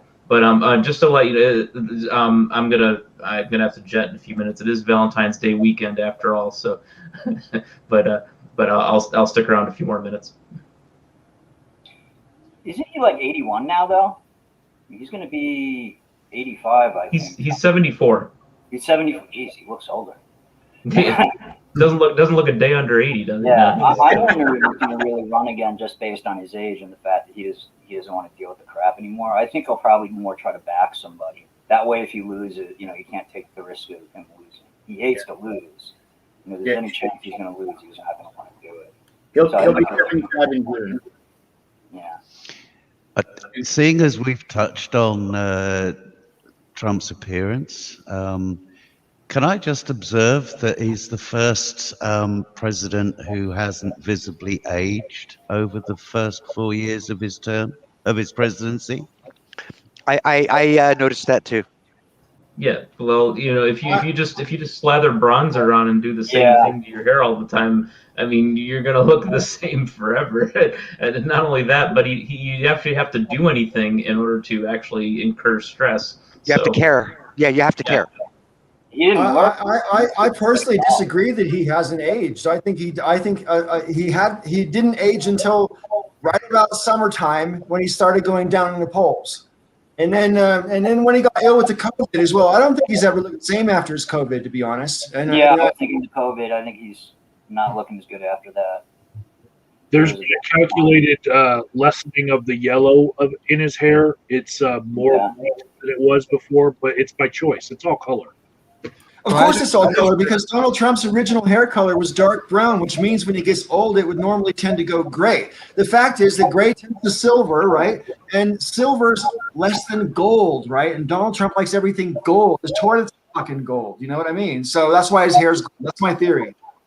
That makes perfect The major sense. thing I noticed about him is he put on weight since before he was president. That's like the biggest change I saw initially. But then after COVID, he just seemed like he didn't really have it together as much.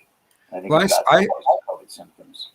I recently read that they found out that Trump was way, way more sick with COVID than what he was putting on. I mean, way more sick. People were scared for his life, actually. Yeah, the treatment they gave was they only give that if you're in serious straits. Like that, I read the treatment and I was like, oh, they don't use that unless you're really sick. I just want to address, speaking of the health of the president and the current president. So Propter says that Trump, he's being snarky, but he says he's not as useful, sharp, and alert as Joe Biden.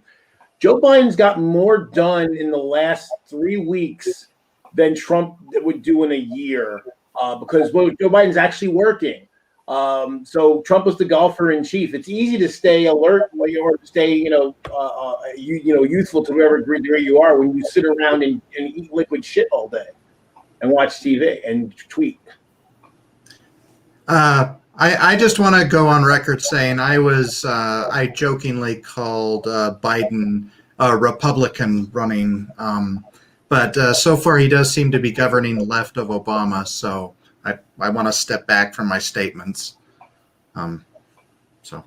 Yeah, I thought for sure he was just going to be a milquetoast kind of neocon kind of person, and he's surprised me. He's pleasantly surprised me. I'm quite happy about his performance so far.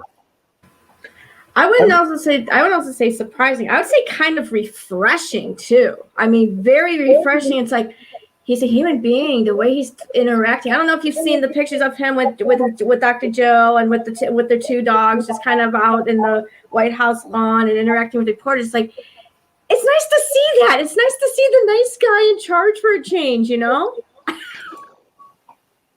It's telling. I just want to briefly say that it's a better optic than chopper talk. One thing, though, I mean, Joe Biden had said that if anybody on his staff disrespects anybody, that's it. No questions asked. They're canned. But there's been recently the kerfuffle with somebody on his press team, where he told somebody, "I'll destroy you," and the guy was punished, and it was a pretty severe punishment. But he didn't fire him. And there are a lot of people kind of making some noise about that, and I kind of agree with them. I mean, if you say you're going to fire somebody for actions, when they do it, then you should fire them. You should follow through. That's the only thing I've seen so far that I've got any complaint about. So, And I would say, to me, I mean, I get your point, but I also understand hyperbola, and I actually would rather that we correct people than fire them if we have the ability to do that. But I'm not surprised at all, because see, this is the thing. See, Biden's been there forever. He's been there most of my lifetime. And so the thing is, you got to remember, old school Democrats were more like, the leftist labor. People looked at the fact that, okay, well, when he was in the Senate way back, he consorted with racists. I'm like, do you understand how racist the United States was in 1972? I mean, it was literally impossible to get anything done without, dealing with racists on both parties at that time, still both parties. So that's the thing that kind of irritated me. I was like, well, okay, everybody was racist in 1972 except for like 12 guys. So, and there's been an evolution in him, but his core has always been further to the left than people on the left gave him credit for. And he has learned since.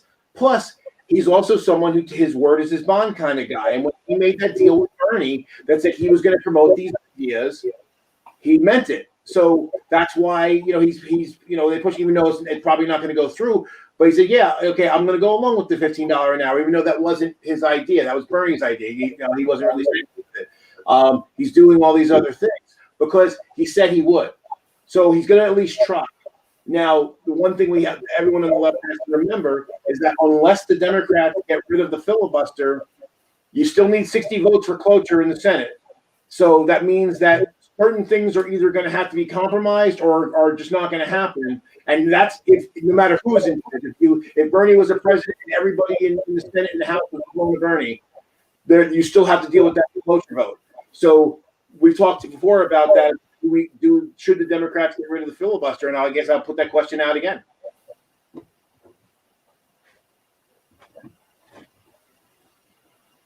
I'm done. If there's no takers for that question, there was. Okay, Mike, did you want to carry on? I'll take the answer to that question is yes, they should get rid of the filibuster because they have 2 years before the backlash. We all remember what happened in Obama's last 6 years. It was stall, stall, stall. They have one shot at 2 years to get anything done. And if they don't, there's a chance that the next stall, stall, stall session will happen. Oh, it's going to happen no matter what. They should get rid of it. It's the only threat they really have against them is that, if you get rid of it, then we're going to make your life hell over it. And it's like, well, you do that anyway. Right. And you don't keep your word on anything. So you're going to do it when it's convenient to you. So we might as well just get rid of it and take advantage of it and deal with the consequences afterward. Because there's always going to be negative consequences. That reminds me of the week and a half ago, maybe, when they kicked Marjorie Taylor Greene in the House off of the committees, right? And they were saying, "Oh, you've set this massive precedent." And I'm personally over here going, if the precedent is that you're not allowed to threaten the Speaker of the House's life, or you're going to get kicked off of your committees, I'm okay with that precedent. But the Republicans are saying, no, you're saying that the ruling party can just get rid of whoever they want. That's not the precedent that's been set. Yeah. It's really frustrating. And they went after, what's her name? Cheney, McCain. They censored her. So they're doing it to themselves already. And, I mean, the biggest fear is always that they're just gonna use it to basically just anybody they don't like, even if they don't do anything. And it's like, yeah, but you're already doing that. They did that back with Merrick Garland. I mean, hell, he was their guy technically, and they blocked him just on the basic principle of we don't want the Democrats to get somebody they pick. We want to make it look like they're so incompetent and inept that they can't get anything done, that people will get so frustrated with them and think they suck so much that they'll just end up not coming out to vote. And that's why any nuclear option we can do so we can get shit done we should do. Because our biggest danger is that they are successful in giving the appearance that the Democrats, that we just aren't accomplishing anything. Like, look at Mitch McConnell. How many bills sat on his desk for the past 4 years? 400. 400 and something. That just sat there. And everybody's yelling at the Democrats saying, oh, you suck, And I would start listing out all the bills, with, banking and credit card and whatnot reform and people's rights with that kind of thing that they have, but they're not getting even voted on. So that's why nobody knows about it. So yeah, anything we can do, we should do. So I just want to say I think it's a waste of time to engage Robert the Bruce on absolutely any topic at any time for any reason. He's a bot. It's got to be. I mean, it's just nonsense. Just somebody in the chat. That has nothing to do with anything that we're talking about. It never does. That's why I think it's a bot. It never answers any questions. It's a nonstop gish gallop. Yes. Yeah, that's what it is. He's been Yeah, around very good. since like 2011, hasn't he? I swear I remember that name. I'd just like to point out that he's projecting onto in all of us, a singular perspective on stuff. When it comes to the actual education of things, as somebody who had the benefit of a good education, I would just like to say, whoever it was in chat that made the point, decades of education defunding is how we ended up with Trump. I would agree with that. And I would stand here right now, and controversially or not, I don't care, say that education should not be a commercial resource. It should be freely available to absolutely everybody on the planet. Knowledge is not a for-profit resource. Right. Luke? Well, I mean, part of the problem is that if the government is in control of distributing education as they are in the United States, then politicians can deliberately sabotage it, as we saw with the No Child Left Behind Act. Well, I would contest that premise. I would say that governments should not be in charge per se, but they should have a role in standardizing across, the nation or across the state. Yeah. That's still a problem, though. That's correct. Yeah, I would agree with that. And Brian, as you guys all know, I lived in the UK for 31 years, and over in my experience was the education system was a political football the entire time I lived there. I mean, I pity people who are teachers for that reason. You just didn't know how much support you were going to get, how they're going to change the rules, what the standards are going to be. I mean, they changed the way they teach reading during the time my kids were learning how to read. You know what I mean? Just for an example. So, standardizing. There should be a bare minimum below which everyone should be educated up to a certain standard. I think that's what high school diplomas are supposed to be. Go ahead, Joe. Yeah, I agree with that as far as setting the standards. I think the point Luke was making is that, so you've heard about the Texas School Board. They've got a ridiculous amount of power for some, kind of small school board relative to the country. And basically they are the ones, they're like a big buyer of school books. So they get to decide what they want in the school books, and because schools, they want to buy, to keep the price down. They don't want custom books, so they end up buying the same book that everybody else does. So the companies that produce the school books kind of go by what Texas wants, and Texas School Board is run by basically creationist nutbags. So these are the same people now that they've kind of removed Thomas Jefferson from a lot of the history because they don't like Thomas Jefferson. They've now referring to slaves. Enslaved people as unpaid workers and all other matter of nonsense, and have putting things in books, kind of watering down evolution and trying to make it seem as though there's some sort of scientific doubt over the correctness of evolutionary theory.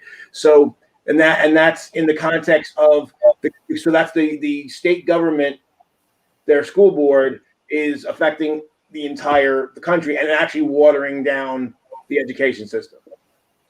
Yeah, I'd just like to amend what I said with regards government playing a role in standardizing. Whilst I think that is true to a certain extent, what you were just talking about is the actual curriculum. Yeah, the standard. True. Yeah, that bare minimum. Yeah, requirement educationally.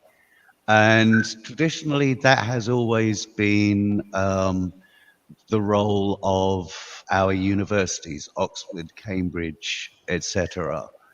And I think that is a good model. And where I'm correcting myself is that where our education system has run into problems has been as a result of government stepping in, not necessarily with regards to standards per se, although they do when it comes to our state school system, but more with regards funding. And I think it's the cutting back, perpetual cutting back on funding that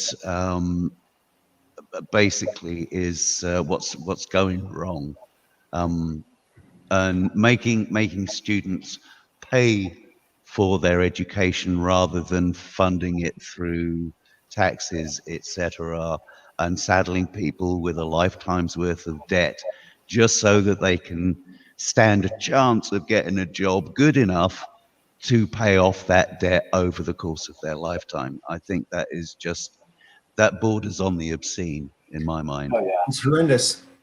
Well, and to your point, Brian, the sad part about it is that education should be better funded for even from a conservative perspective. They should want to, because Philip's my CFO and we're in business, and basically we struggle to find qualified applicants that are already legal to work in this country, because the education system sucks so bad for tech that people are not encouraged to go into the proper fields, that we struggle to find people.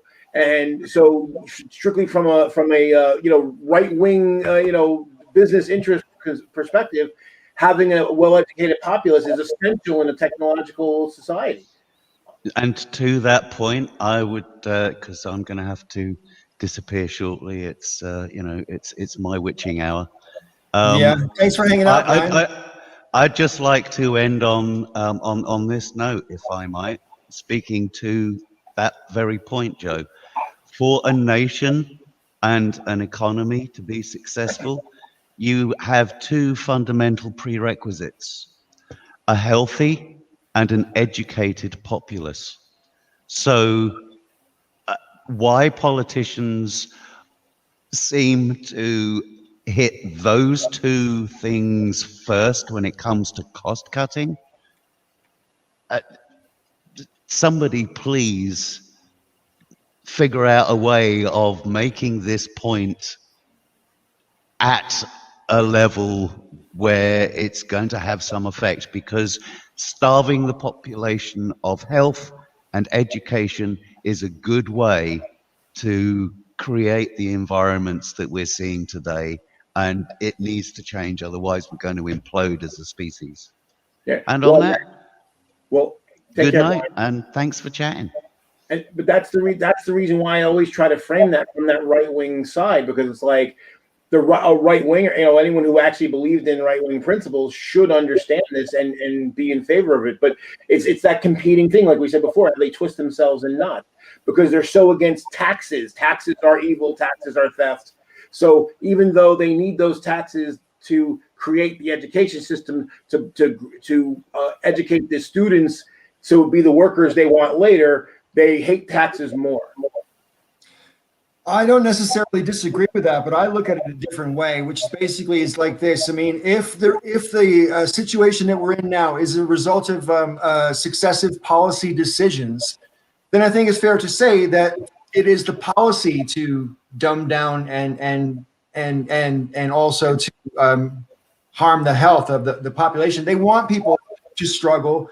In my opinion, why have we allowed the middle class to disappear?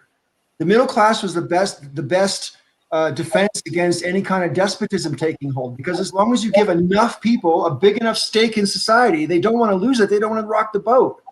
But you starve enough people. I mean, the French was saying, revolution's only 4 missed dinners away. So Biden's actually got a pretty good education loan reform plan. I don't know if you guys have looked at it in depth. It's like the one recent video I think I did on anything where I provided an Excel sheet. I think, Joe, you were helping me with the Excel sheet because some of the calculations got crazy. And Trump's wasn't as good. It was like he set an interest rate based on income and family size, where it just kind of escalated out of control. And it's kind of neat in that basically it guarantees, at least for lower income families, if you're earning below a certain amount, then you're pretty much just getting state community college free. And then as it goes from there, as your family size and income increases, there's like I think he's doing, what was he doing? He was doing about half of what Trump had for what they call discretionary income. So it's like, I don't know, it was like between 6 and 8% of your discretionary income. So it doesn't address student loan debt, existing debt, but it's a nice start for getting student loan debt under control. Because the idea is he cut it off at 20 years and Trump at 15. But Biden's is better at 20 years because with Trump's, if you actually calculate the interest rate over what your loan is, for most people, until you get into like the over 120,000, you literally can never pay that loan off, which is how it is now. Basically, like it's open ended, and if you're paying the lowest amount you can afford, you will never pay it off. But with Biden, it's like you're paying off over a longer time, but there's more of a chance that you can actually pay the loan off, and it's only taking a certain portion of your income. And if for some reason you end up not making more than like $40,000-$50,000 a year for your entire life, then that loan would just be forgiven after 20 years. It's like a decent start. And if the Republicans didn't go for it, then they're just really being dicks at that point. You know, because it's like we have to do something. I had a thought, which kind of something you said just struck me. So because we're obviously talking about should there be student loan debt forgiveness, and obviously a lot of the student loans were not to state schools, but to privately owned colleges. I went like when I went to.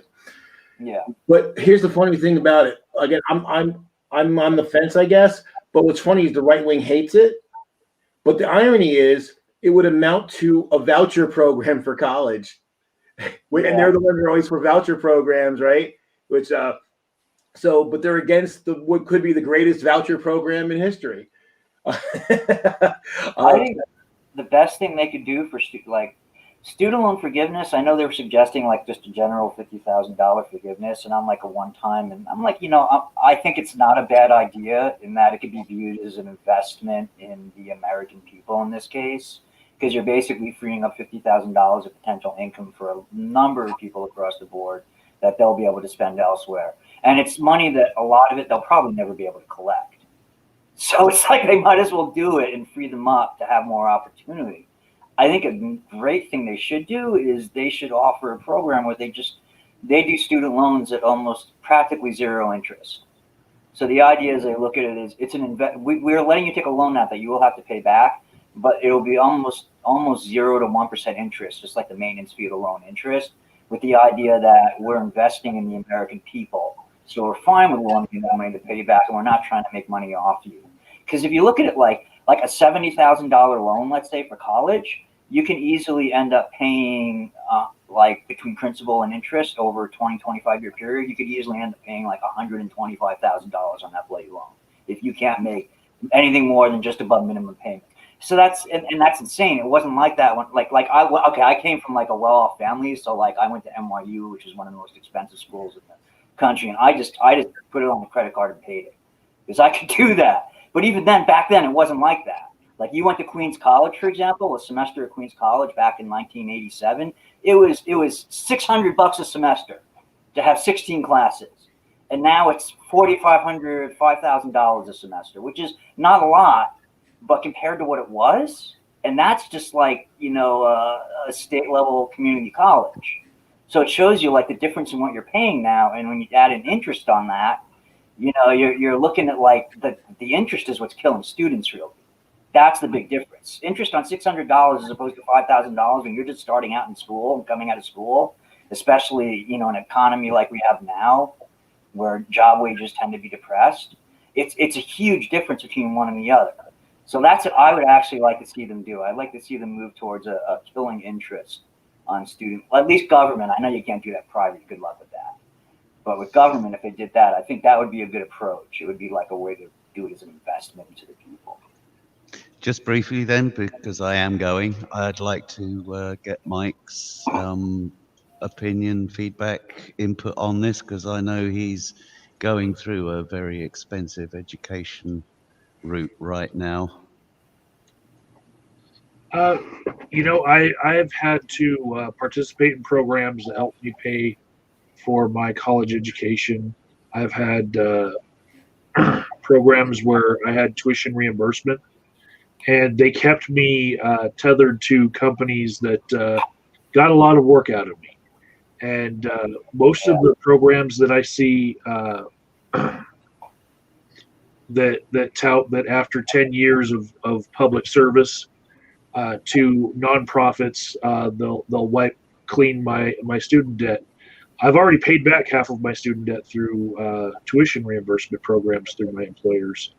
And when I look at like say private practice versus community mental health, just them wiping out my student debt is no match for the amount of pay increase I would get for going to or insurance companies or private practice.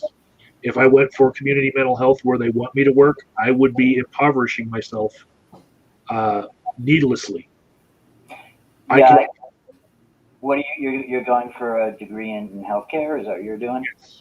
Yes. Yeah, I'm doing the master's of cybersecurity, and I was telling Joe about this. They tried to get me into their like basically their I don't know, their crack cybersecurity government squad. They wanted me to like come on for that, which is it's basically a full-time job. And I'm like asking him like, well, what does it pay? And they're like, oh, well, it only pays like $35,000 to start, you know, but we cover your education costs. And I'm like, dude, I couldn't pay my rent on $35,000 a year. And I was like, but yeah, it covers your education costs. And I'm like, okay, so in other words, I get crap pay, but you cover my education, so I can do more education to do a PhD, so I can make still less money. And I was like, this kind of sounds like a pyramid scheme. I was like, this sounds like a scam to me. I was like, you're not convincing me this is a great way to go. So yeah, I know what you're talking about, those programs. It's like, Yeah, I mean, as someone who I mean, I only paid off all my student loan debt at age 47. Just about 5 years ago, I paid off all my student loan debt. So, I'm 52. I definitely have compassion for people stuck, and there was times when it was crushing me. I have an emotional block for two reasons. One, because I did pay off all that debt. So it's kind of like, well, gee, I had to. And even though obviously it's a better world if no one has to. And two, like I said, I've talked before about my stepson, who basically has been kind of a professional student. And I'd like to prevent that from happening. And mind you, there's probably ways to do that without and still have, effectively free college. I just think we have to, think of a way to do, we have to put things in place to keep people from just going to school forever so they don't have to go to work. I talked to my friend in Denmark, and he said that when you're attending university there, they will actually pay you to go to university. So not only is it free, but they're contributing a significant amount to your cost of living. But if you screw around at all, if you even fail out like one semester, it's over. That's the end. And I would accept some sort of a compromise like that here. When I say that I want free tuition for people, I don't mean let people go to school for 20 years. That's not what I mean. No, I'm sure. I didn't think you did. I'm just saying that's just something that we have to watch out for. yeah, they're mostly focusing on 2 and 4 year degree. And like that would mean if you're in more than 2 or 4 years, they're not going to pay for you anymore. Like that's how it works right now, what they're doing. Yeah. And for that matter, I'm not even opposed to saying, look, everyone can screw up.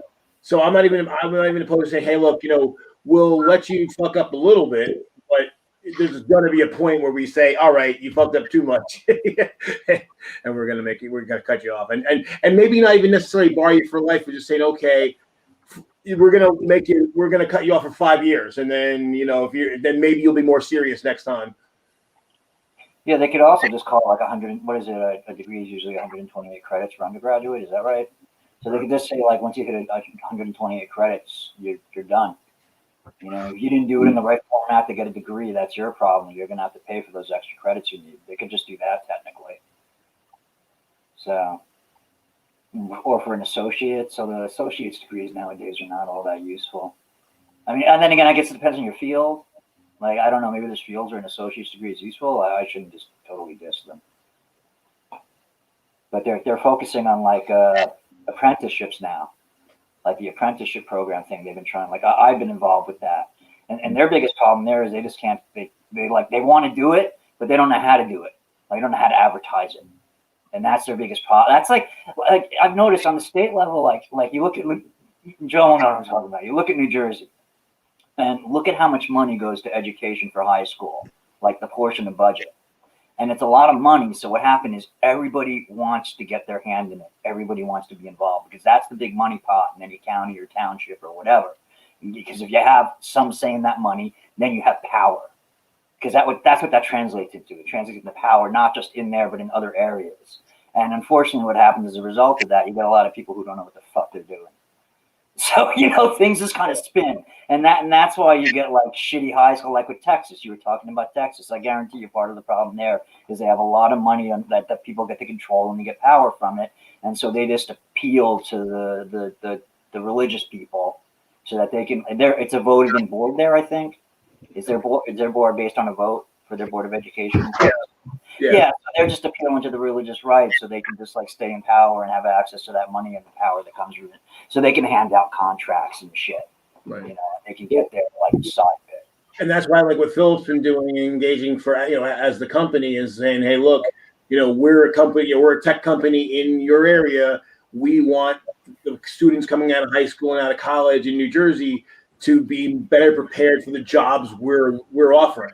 Yeah.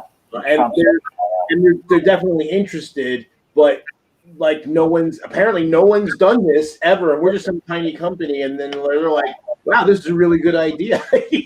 Yeah, I met a guy who was doing it in Ukraine of all places. Isn't that funny? Out of all other places, we were talking, we were comparing notes. He was doing a similar thing in Ukraine. Yeah. And if it wasn't for COVID, it would have all been happening already. But COVID, like the high schools are just screwed up right now. Yeah. It's just like, it's a mess. It's just like best to avoid getting involved with it right now if you can avoid it. Right. There was that scandal a few years back in the Texas Board of Education where they actually went on record saying that they opposed logic and critical thinking because it could undermine parental indoctrination or something. Basically, they were sucking up to the religious right. Yeah. For the vote, for the votes. But it's kind of weird, though, that they said the quiet part out loud. They're literally like, people may start questioning their religious indoctrination if we actually teach them how to think properly. Mm-hmm. And not what to think, how to think, how to evaluate evidence, how to evaluate argumentation and stuff like that. Like those are scary skills, and our kids may not be fundamentalists anymore if they actually can think for themselves. Well, this goes back to the question that Brian posed, 15, 20 minutes ago about, the problems in education. I mean, what standards are set, who sets them, and why? I think those are all really important questions. And when it comes to like critical thinking, or as you put it, Joe, how to think, it's not necessarily straightforward. And I was never taught how to think in school, I have to admit. I taught myself that.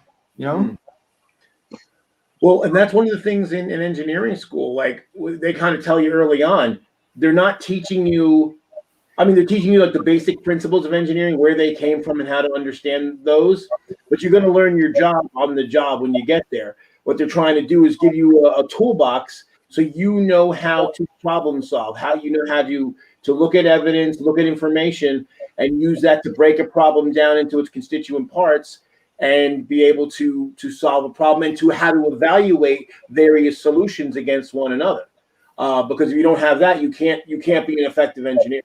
And because one of the things, even when you're evaluating, is you learn is that not only do you look at the proposals, but you also look at the versus the do nothing case. How do these options compare to doing nothing? Because sometimes the options have so many problems or so many extra costs that doing nothing is actually the better option.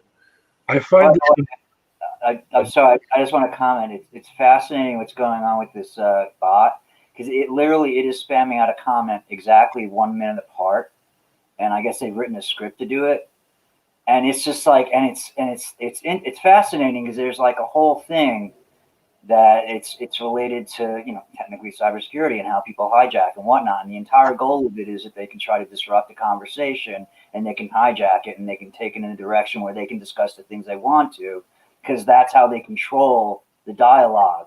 And that's how they managed to basically get fucking Trump in office. Is they managed to just continually control the dialogue over the past 8 years until they drove us into this weird direction by keeping us from talking about what we want to talk about. But like, I look back and it's like literally every minute, which tells me it has to be like a script on a timer that's just popping them out. Because it's like, if you look back, it's like every minute one comes out. And so, he's not even there. He's probably off like masturbating. I shouldn't have said that. But it's like he's probably off doing something like that, and he's not even paying attention. He's just hoping he can have a conversation and get us talking about his bullshit. Mike? So I find that the biggest critical thinking skill that's lacking in my field is the inability to see things counterintuitively.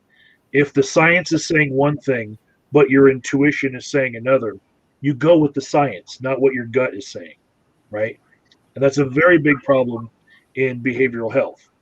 The way that we're applying tuition forgiveness right now, okay? You have counselors at different levels of education, different licenses, different credentials, right? You get out of a master's degree program, and that program has taught you nothing about business. There is no MBA side to this, like nothing about how to run a private practice is within that. It's all about the counseling skill, right? And if you ask any of your instructors at the master's level about business acumen, why aren't we taught anything about how to bill? They'll say, oh, well, you're not supposed to worry about that yet. You need a little bit of experience before you go out on private practice, right? Some people right out of the gates say, no, I'm just going to figure that out on the way. And I'll just start, private practice, start making the money. And they're good. They don't fail. Their clients love them. They're doing good work, right? But when people go into community mental health to cut their teeth for a little while, there's two types of people. There's the people who would not be able to cut it at private practice, and the people who eventually leave community mental health after a year or two to go on to private practice once they have their confidence and they go on to succeed, right? The people who we give tuition forgiveness to are the people who stay in community mental health for 10 years. That means they're the people who did not have the confidence in their skills to go off on their own. They did not think that they could market themselves. They did not think that their clients would stay with them. They're not the best counselors. And so all of our tuition forgiveness that we're giving is to maybe the people who shouldn't have been in the counseling field in the first place. Wow. They're the counselors that suck. So there's no benefit as a counselor to staying with a large practice, or like I'm not clear on, like, I see what you're saying, but so is it just generally there's no benefit to it? You're better off going out on your own into private practice? If I talked about the pay tier structure of community mental health, you're going to make between $35,000 and $60,000. If you're working the same amount of hours at just taking insurance through an agency, it's just an insurance pay that's not mental health, you're at least making $100,000, right? If you're private practice, you're not having somebody take half of your pay, that agency, and so you're probably around $200K per year. Wow. So when you see those pay tiers, why wouldn't someone want to get rid of the hardest clients to treat and go for hashtag first world problems and more pay? Why wouldn't someone? Because they don't think they can hack it. Are there any of them that like are looking to advance up the chain because they want to be big name in the hospital or whatnot? Do you get that type? Like be a director? Yeah, they want to go for the directorship or something. So that's what they're saying. Funny that most of the community mental health places that I've worked with, when you get to a certain level of directorship, they don't want practitioners. The last place that I worked at that was community mental health, they had nurses running the clinic And it was actually like there was a certain point where a behavioral degree was not going to get you hired to the next spot. That's a nurse. And in some places, they actually have MBAs. Yeah, I can see that. So, and that's the same thing when I was working in the electronics field. At a certain point, getting a master's in engineering for electronics was not going to help me ascend the corporate ladder because I didn't have an MBA. Yeah.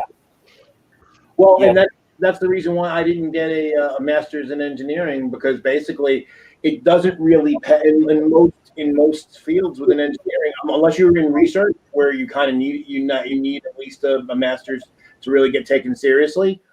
It doesn't pay. You're better off getting out there and getting work experience and driving your salary up and really hopping jobs every 5 years. And that's why there's a guy that works for us part time. He used to work full time, but he's going for his PhD. And we're like, what are you doing? Unless he becomes a teacher, But. Yeah, I think that's what he wants to do. I suspect.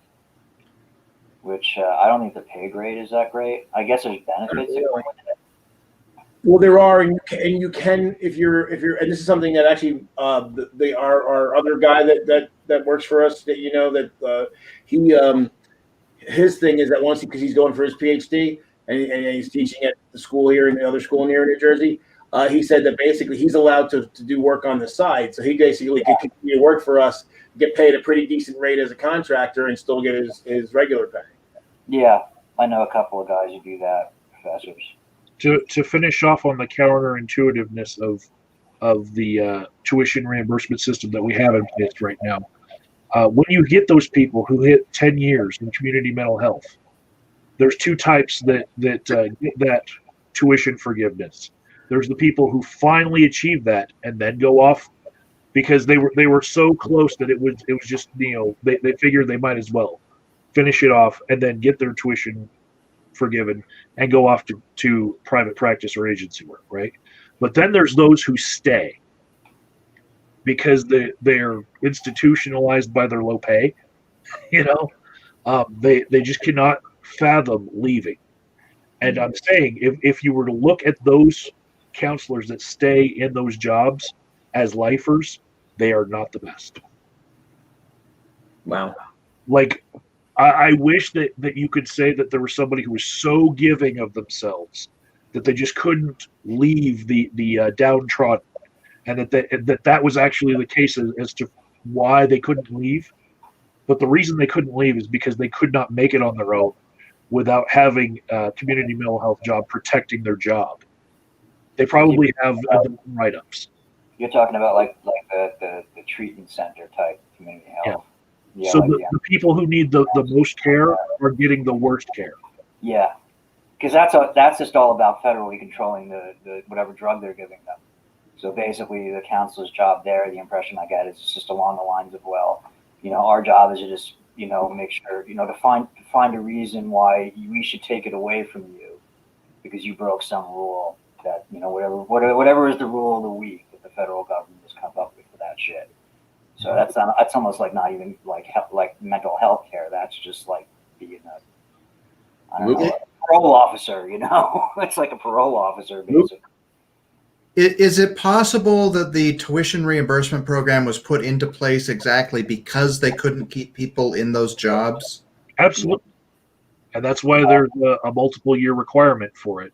And there are certain jobs where that requirement is lessened only because it's even harder to get mental health workers to go into those particular jobs. I understand what you're saying as a problem, but I'm just wondering if eliminating the tuition reimbursement wouldn't cause a new problem of not being able to staff those jobs at all. Yeah, that's a big money industry. So that's probably part of the reason they're willing to do that. Well, the other thing I'm wondering too is what if they kind of front loaded because obviously I'm assuming you work off a certain amount of your debt each year. If they front loaded it so that, just say you said, okay, instead of half of it being worked after 5 years or less than half, you say, okay, if you do this, if you put in 10 years, we will forgive all of it. But if you work 5 years, we'll forgive 75% of it. Now it's a pretty good incentive to stick around for 5 years. And and then go off to private practice, and then you're gonna improve the quality of the people that are sticking around for 5 years, and you're still gonna have those lifers because you're gonna need somebody to fill the seats, and it's better than nothing. But you're gonna have that cadre of people that are in the 0 to 5 year range that are just trying to work off the bulk of their debt. And like you said, at that point, once they've worked off 75%, at that point, paying that last 25% won't be a big deal because they're going to go off and make big money anyway. There is definitely something to what you're saying, and it is an all or nothing option. And that's why I never applied for it while I was in a place that I would have qualified for it, because I knew I would be leaving anyway. Right. Yeah, that's the problem of not having sliding scales for things. Like whenever I've seen just throughout my life, and it's just anecdotal, but anytime I've seen where it's just a hard cutoff and not a sliding scale to end, it always creates problems. Like when I was a kid, my Aunt Ruth was on welfare. She was a single mom and she was blind, couldn't work, and basically. It was like you could do certain things, but basically, if the welfare decided, this is what you're due or what you're allowed to have, and you could make a tiny fraction over that, and if you made more than that, you couldn't get any benefits at all. So what it did was it basically made people sandbag themselves. They would so instead of being a somewhat productive member of society, they would basically do nothing. Because it was either they couldn't survive on what they could earn, and they wouldn't get any benefits. And it's like, okay, if you had a sliding scale, now there's an incentive to go into the workforce if you're able to, and you still have the ability, but you're not going to be starving to death. I think a better way than what we have right now would be to adopt something that lawyers have in some states, where they're required to give a certain number of pro bono hours to the indigent. And so if we have like a license where you're licensed to do that work, that's not like a right to work. That's a license that's given by the state. So as part of that, if you had to register with a community health service place and give at least 4 hours a week in order to work the rest of the hours at whatever high exorbitant rate that you want to work with, hashtag first world problems, I think that would be a better solution, because then you would have the best counselors still having to interact with the worst cases. And maybe something that they know would rub off on the worst counselors, and maybe they could learn something from how they're operating.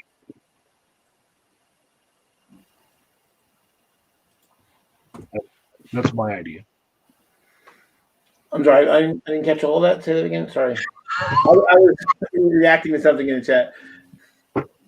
So yeah, I just think that if we had a program where everyone with a license still had to work a certain number of hours in community mental health, just to give back by virtue of having the license in order to keep the license, like pro bono work for a lawyer. Some states require that lawyers take on a certain number of clients that can't pay. So I think that's an option that's there, and we haven't tried it in my state, but I think it would really help community mental health a lot. If I may, a little bit, I actually would like to dial back a little bit, because there's something I meant to talk about earlier that I didn't. And so this is going to be sort of like hopscotching backwards. But like, did anybody else? I have the benefit of being locked down more or less, so I managed to watch virtually all of the prosecution's arguments by the House impeachment panel, and also almost all of the initial opening arguments of the defense, and then most of the closing.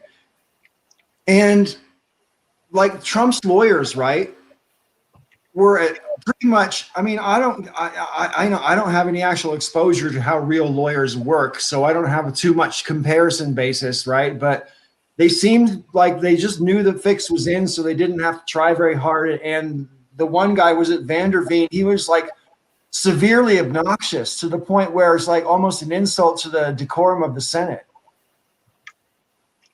Did we ever learn about Nebraska? Did we hear a lot about, because the guy was promising we'd hear a lot about Nebraska. Right. Now I'm going to jump in on this one because I did see most of it too. I was keeping up with it, and I would agree with you, Paul. That Trump's lawyers was just he was terrible. Oh my gosh, just the way he presented things. It's like you have got to, this is the best he could come up with. It's with some of his points, and then I don't know if you heard earlier today where they had to calm the Senate down because there was some. I don't remember what he said, but some people in the Senate were laughing at him. They were genuinely laughing at, and I forgot what it was in his statement. I can't remember today. what he said, but yeah, the half the Senate erupted in laughter, and then yeah, exactly. But I was just like, depositions. Yeah, go ahead. Yeah, he said basically the deposition has to take place in the office, like you have to. And I'm like, that's not true. Like, there's been times when they've taken depositions of people's, their bedside in the hospital or whatnot. There can always be an exception to that rule. And by the way, I timed him exactly 60 seconds. Freaking amazing. You got to write your timer so it's like randomizes, dude. You did a crappy job with this bot. I'm sorry. Depositions. And for that reason, because it's not a person. People are asking Robert direct questions and they're being completely ignored. This is a not. bot. Yeah, just ignore it. It's a bot. The only reason I don't boot it is because I have a policy. I only boot people if they're abusive, and as long as he's just being stupid, you're allowed to be stupid in my chat. That's just how I. I'm not even here. That's the thing. The person isn't even here, so it's just right. You're not blocking a person. You're blocking a bot. I think bots should be outlawed. Yeah, I think. All right, then since there seems to be a consensus, I will bow to the will. Yeah, unless people are having fun with it, but it's like, it's yeah, like even the right-wing people in the chat are getting annoyed. So, hey, everybody can agree on something. The bot. The bot. Yeah. Well, he was here last week as well. Like I said, twice, 60 seconds. I was like, dude, your timer sucks. I could write a timer better than that in like a minute.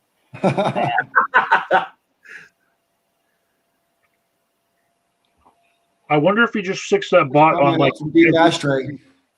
Yeah, he just sticks it in chat so he can be disruptive, and that he must feel that it's his duty as anti-liberal to like do that shit or something. I don't know. Right. You could if I were writing a bot, I would use like the AWS voice service to try to get keywords to try to make topic relevant stuff. Yeah, that would be clever. The bot started like basically addressing issues as though we were talking about them. It's like, see, you're not even answering the question, like you are, or that we're being hypocritical about something we're not even talking about. Yeah. I mean, that's how I knew it was a bot. It never responds to anything. And normally, if a real person is out there and you call them a bot, it will object. Right? And some bots are probably programmed to object. No, I'm not a bot. As soon as you mention bot, Well, especially if you've ever been called by a speaking bot, where it sounds like a human voice, and you say, "Oh, you're recording," and it's like, and it pauses for a second, and then it goes like, "Ha ha ha! No, I'm not. I'm a real person." And like, okay, the best part about those is if you say, because it's all programmed, if you say a thing a certain way, and if you say it again, it'll come back with the exact same phrase. It won't alter. Whereas with a human, if I said the same thing to you 3 or 4 times, you might respond slightly different each time. But it doesn't, and I'm like, yeah, you're a fucking bot. Yeah, that's better than those. I said to her, I told her something was her fault earlier, and she proceeded to explain to me the meaning of the word fault, and I was like, God damn, that machine just threw shade at me. That's how it came across. I was like, wow. Yeah, it was a shitty one. But, hey, while we've got a lull, I want to show you guys something. Michael's already seen this because he was here before the show started, but I just finished this today, and I'm pretty proud of it. Unfortunately, you can't really get a good look at it because the lighting in here is crap, but... Cover one eye, Kazoom. Cover one eye. Woo! Cool. Nice! Yeah. It's actually super colorful, but the light is crap in here. Like I say, it's all yellowy light in here, so... Very cool. I love doing that shit, man. One thing about bots real quick. like I play, a lot of computer games, and there's some games like there's this game World of Tanks, and you're in like tanks and you fight each other, and people not so much anymore, but people used to be a lot of people with bots, and I'm like, why? So their stats would be horrible. So if you're using a thing that could give you like meta information, you'd see like, okay, this guy's got like ridiculously low rating, like lower than you'd get if you were just bad. I'm like, well, what's the point of sticking a bot out there? Because it's not like you're going to gain anything of monetary value. Like at least in World of Warcraft, like people would send bots out there, and the bots would earn stuff, and then they could actually sell it on eBay and make real money. I get that, but they weren't getting anything of any value. So it was like, what's the point? I've been on YouTube so long, Joe, that my channel, I have some videos from the first year of my channel that I have privated specifically because they prove the existence of vote bots back in the day. Because there was a big controversy in 2009. People were saying, oh, I'm getting vote botted, I'm getting vote botted. A lot of other people were going, there's no such thing. You're just doing this for views, blah, blah, blah, all that kind of crap. But back in those days, instead of having thumbs up, thumbs down, videos had stars, didn't they? Right, I remember the stars, yeah. If you 5-starred a video, that's the equivalent of a thumbs up. But if you did less than a 5-star, I guess that's the equivalent of a thumbs down, because I've got videos that have like 250 thumbs downs, and they've only got like 100 views, Yeah. videos like that. So I privated them all so that they're literally, I know there's no like archaeology for YouTube or anything like that, but there's like a record of sort of what the YouTube culture was like for that particular period, Oh yeah, and I remember too, because it was something got a lot of 1-stars.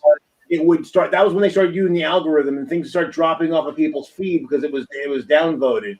And that was the one good thing that they when they went to the thumbs up, thumbs down, is that even thumbs down kept it visible. Like the more it was any interaction, positive or negative, and that was a good move. Well, yes and no, because then that's when people started realizing, like, hey, I could just be an asshole, and I'll get a lot of engagement from people who support me and people who hate me, and I'll generate more revenue. So I don't know if you go back far enough for this, but do you remember when all us atheists, we put everything in the education category because that was a category nobody put anything in? Right. Remember when they had at the top and it was like drop down for category, and like we were all doing our shit posting in education. And I think that gave us a head of like, we're like doing education. I swear, I always said, I wonder if we hadn't been putting it in education just to get the attention, if we wouldn't have gotten the idea that we were actually educating. Because then they caught on to it, and they were like, if it's not actually in some form educational, you can't put it in there. So all of a sudden we were all like being teachers. So we could justify putting it in that category. And then it just went downhill from there. Yeah.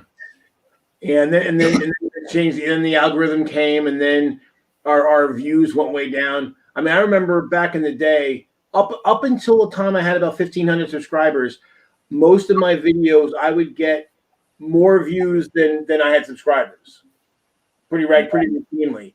And then it hit a certain point where 10-15% was a good turnout. Well, remember the big change they did at first that really killed was we all did long videos usually. And then all of a sudden they did a change to the algorithm where it was to your advantage to do a short video. The shorter the better. So people started doing like 1 minute to 3-minute videos. But then they changed it again where they said, okay, we're going to do the algorithm so it's retention. And based on length of retention, so you actually were better off with a longer video because you could accumulate greater. It's like they just fucked with us back and forth. Well, assuming you could get people to watch to the end. Yeah. Well, then I changed it to that, and then you were totally screwed because if you couldn't get it to the end, because for a while it was just retention, but it didn't have to be to the end. Then they made it to the end, and then that's when I was just like, that's it. I'm out. Well, and that I got to thank Eric. Unfortunately, he's not here anymore. But because when I was trying to grow my channel, I kind of got stuck, and he was the one that pointed out the analytics to me, and that's when I realized, okay, I started looking, and I can start seeing like how much of these videos are people watching. And I had a lot of videos that were up around 10-15 minutes, and I realized that people were watching for 6 to 10 minutes, and the average is around 7. And I started making my videos a little shorter, down in the 6 to 7 minute range. And now people were watching most of the video, like 95% of the runtime. and my views actually got up. And that's actually what pushed my channel from like 1,000 to 2,000 in a fairly short period of time. I think people who are successful YouTubers in the sense that they monetize their channel and they continually grow their subscriber base, they've just basically learned how to work these algorithms to their advantage. That's part of how they do it. And if you're not playing that game, it can't really work for you on YouTube anymore. You can't just get a lot of subscribers because you have an interesting point of view or because you wear big glass earrings. Yeah, you have to basically be like a show where you have a schedule and everything, and it's a lot of work. If you don't have the time for it, you can't do it. Yeah. What Paul and me did, where like we hit that 2-minute mark where nobody was watching, so we just took our shirts off. And the viewership stayed on. That's how we handled it. I remember. No, but it's true though. You can't. It used to be that you could be somebody who put out one or two videos a month, but because people liked you, they would tune in and you'd have a big fun. Like now, you have to. You're right. Pothole is a great example. If he come out with a video once every 3 months, and we'd all wait like, oh my god, 60,000 views, everybody loved it. But now you have to basically be in it for a job from day one, or else you're not going to get anywhere. I gotta say, yeah, go ahead, because we can go first. I was just going to say, and the way it is now, if you're trying to search for any topic, if mainstream media has ever covered it and you search for the topic, you will only find results of mainstream media. You will not, you could go 100 pages and not run into someone's individual YouTube channel doing it. They've changed the way that you get search results. It's awful. Yeah. Well, I was going to say on the other hand, because I'm starting to work with Twitch now. I've been working with that, and it is such a learning curve, but it has a lot of what YouTube has. Where unless you're like an entertainer or you conform to a certain way, you're going to get nothing, and it's a struggle. Even with me networking, and I'll go to all these different channels and whatever. It's like, yeah, I got the network. It's just trying to get people in like I can. And it's a totally different world, even from what Black TV was back in the day when we all started there. A lot of us started there. I mean, it's like it's a totally different animal. I mean, more production. You have to get more stuff together. And I'm going through this, and I'm like, no wonder I can understand some of these people that I watch, and they're bitching about, and they're going, It takes them at least an hour or 2 hours to prep, and I can see why now, because I'm going through that. It's not easy. And the problem I have with Twitch is that it's obviously built around live streaming, and I can't. As much as I play tons of games, I mean, unless I'm busy with work or sick or tired or something, that I play games literally every day. I find nothing more mind-numbing than watching gaming live streams. I mean, games that I love to play. It's the most boring fucking thing I've ever seen. They have a politics section where every once in a while you get them to play games, or they do D&D and things like that too. But there is a pretty decent politics section. But we're starting to see how Twitch is starting to change things where they want to get rid of the politics a little bit. I mean, I've been seeing that since probably within the year since I've been. Well, maybe a little bit more than that since I've been on there. But it's interesting. You get some interesting discussions there, I'll tell you. I've been getting some ideas and just sitting back and watching sometimes. It's kind of fun. Well, Twitch used to not even allow for politics. Twitch only That's allowed. Right. They only allowed for gaming and stuff. And well, that's how it initially started, was a gaming thing, and then it just kind of grew, and then just this politics thing just kind of came up out of nowhere all of a sudden.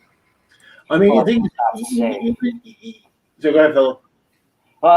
Look at, remember, a week or two ago, I realized, remember that video I did way back, I don't know, it was like 5-6 years ago, the white genocide thing? Yeah. So I found out, to great irony, that the video I did was a debunking of that whole Bugster white genocide movement. Some of the shit the racists said, I won't go into the details on that. But what happened is there's a warning on that video now. When I link it or whatever, that they put on, that's that news filter warning, where they go warning, whatever, and then they link to a page, and I'm reading the page, and I'm like, hey, this is exactly what I see in the video. But they just they're so paranoid about anything political and discussion now on YouTube or Twitch that unless you're a big name, they're just going to stomp it down. They don't want to risk it. And that's just how it is. That's like if you look at like the studio, like that studio I used to work through with YouTube, which was that was a little thing, but now it's huge. Now it's worldwide. They've got sites in New York and LA and Japan and the UK. They have sites everywhere, and they're all connected to film schools and whatnot.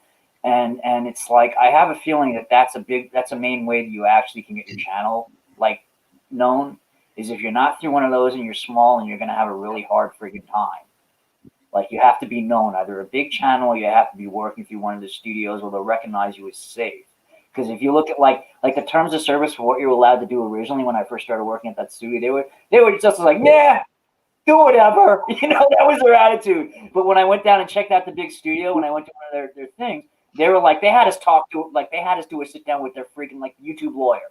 A lawyer for YouTube came in and gave a long, like hour-long speech about what we could and could not do and show and say on the channel. And I was like, well, that's it for me. I can't film outside anymore, because you're literally telling me what I do outside is going to have somebody sign or something in, and then I'm in danger of like having like, you know, some company come after me. They don't want to risk a company. Like, I don't know, Tad Steaks gets pissed off over what the friggin' Jew on his YouTube channel said, and he sues YouTube. So they were like, you can't have a sign like that on the friggin' thing.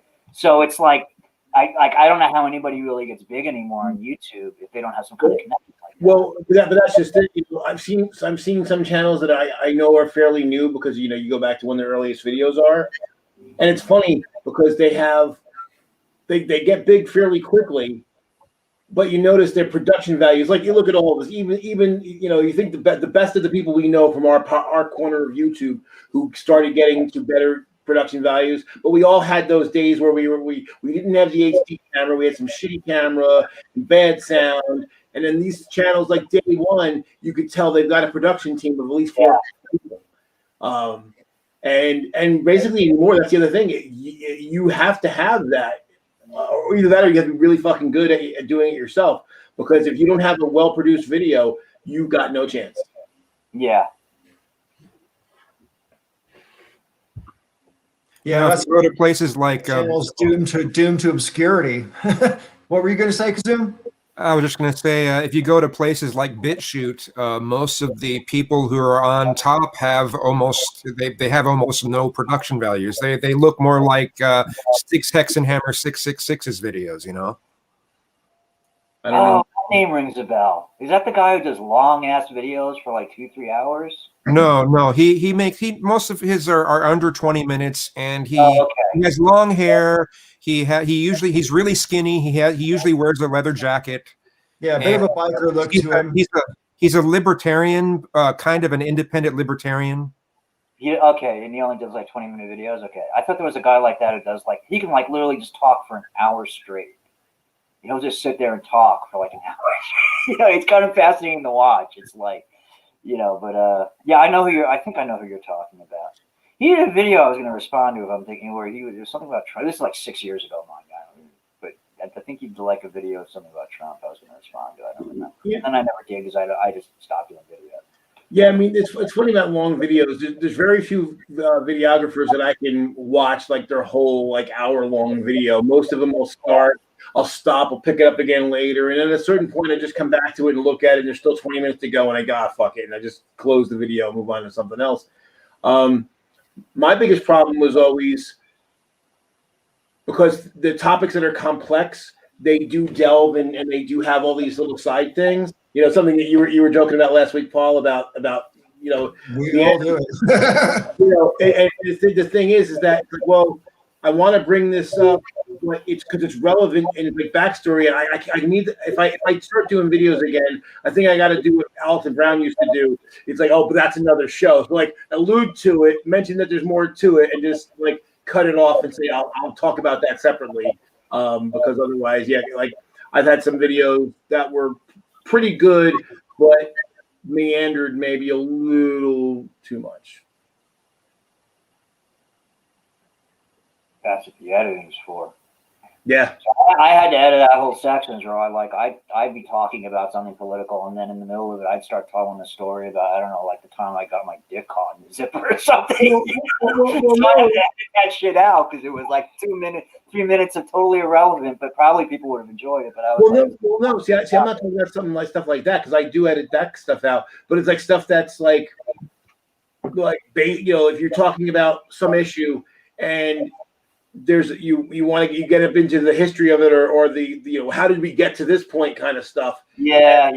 It's related and it's relevant, but it's kind of it's backstory to what you're talking about. And so that you basically, if you leave it out, then you're kind of hoping that the viewer has some basis for what you're talking about. And if they don't, they're not going to get what you do. But if you put it in, now your video is going to be twice as long.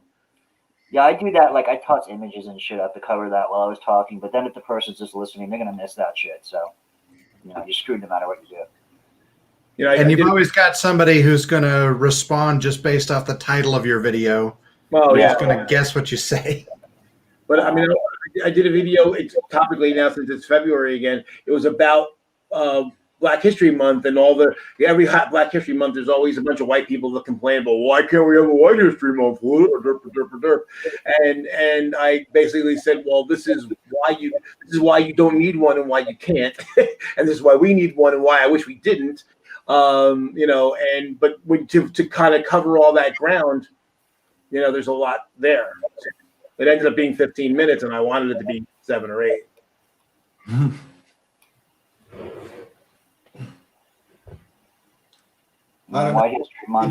Video craft as much as I used to like it because it's really easy to get into when you're single and have plenty of time and nothing to do. Yeah. When you got that first copy of Sony Vegas, totally legally, of course. No, I paid for mine. $100. 110, I think, on Amazon. Well, you had the other version. I remember that version. Well, there's Windows Live that came with Windows 7, and I wrote that for a long time. Oh yeah, Windows Movie Maker. I started on that. Yeah. Oh, I remember, Ben. And how can you not? What kind of games do you get into playing on the internet? Whose question? Who are you asking? I was just gonna say to him how he can't know Kazume. It's like, what the hell, man? Like I know if I know who he is, then you should know who he is. I mean, come on. And I don't remember anything I know him either. Who now? CRB Vegas had never heard of. Oh, never heard of it, Kazume. I'm sorry. I think you never heard of him. I was like, how can you not have heard of him? I read that one. It's a problem. It's like I have these I got the eye surgery, so I can see perfectly at a distance now. But I have readers for screen, but I got to sit at the right distance, and I'm a little off. So I'm dropping a word here or there. Well, Paul, I was just asking you, Joe. What sort of games do you play online? Oh, geez. Well, what my fallbacks when I can't think of if I'm not wanting to do anything else tend to be like World of Tanks and World of Warships because the matches are short. Their maximum for World of Tanks is 15 minutes and 20 minutes for World of Warships, and most games end well before that. So if I've got 20 minutes to play a game, I can get a match or two off and all that. But I play a lot of. I used to play World of Warcraft. I don't really play anymore. Fallout 76. I've been playing this game called Subnautica Below Zero, which is like a survival game on like a water world. I've been doing this game that it was a board game that somebody put on the web because the board game, the company that made the board game is defunct. So they put it. It's called Babylon 5. It's actually based on Babylon 5. Babylon 5 Wars. So I play that a lot. I play a game called Frostpunk, which is another survival kind of game where you're basically, due to climate change, portions of the earth are basically becoming frozen. And you basically you're in England and you have to help your colony of people survive the snowy apocalypse.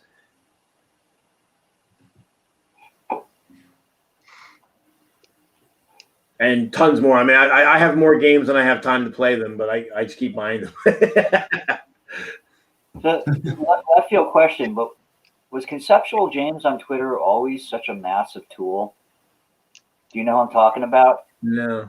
No, okay. Did James, is it this, is the one James and had a number after it, a date after it? Is or is it you, James, or whatever? Is that who you're talking about? No, it's he's a big account. I know. I remember you, James 78. I remember him. I wanted to ask you about the games though, because this is for the whole panel, obviously.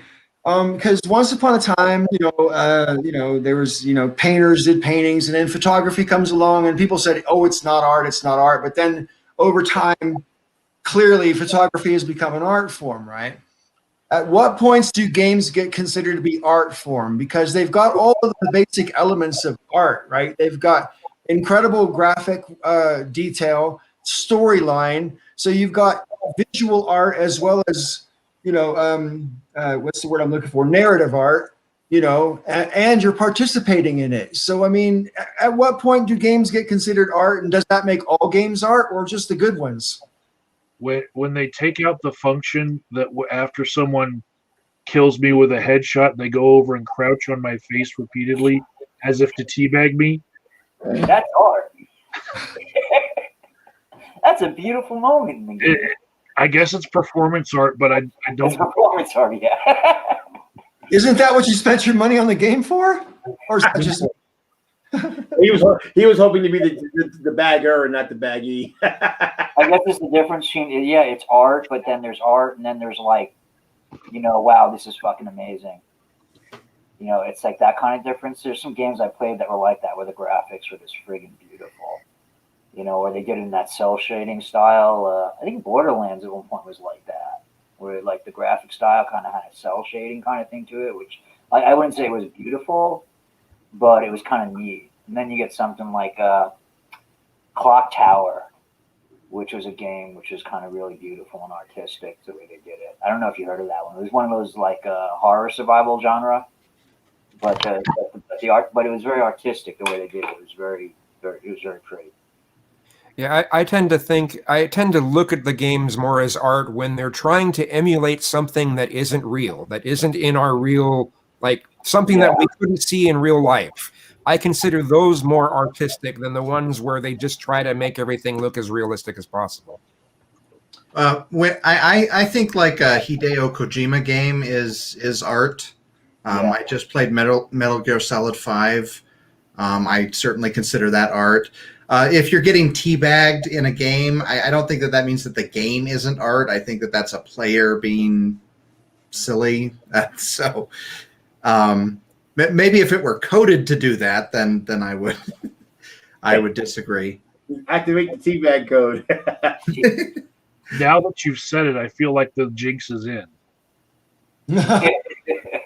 So somebody get the chatbot guy to make a teabag code. Yeah, I guess I would say, as far as is it art, I would say there is art in games. I would not necessarily, although with some exceptions, I would not necessarily say that games themselves are art in and of themselves. But I would say that is making a game an art form, though. Partially. Creating a game, is that an art form? Partially.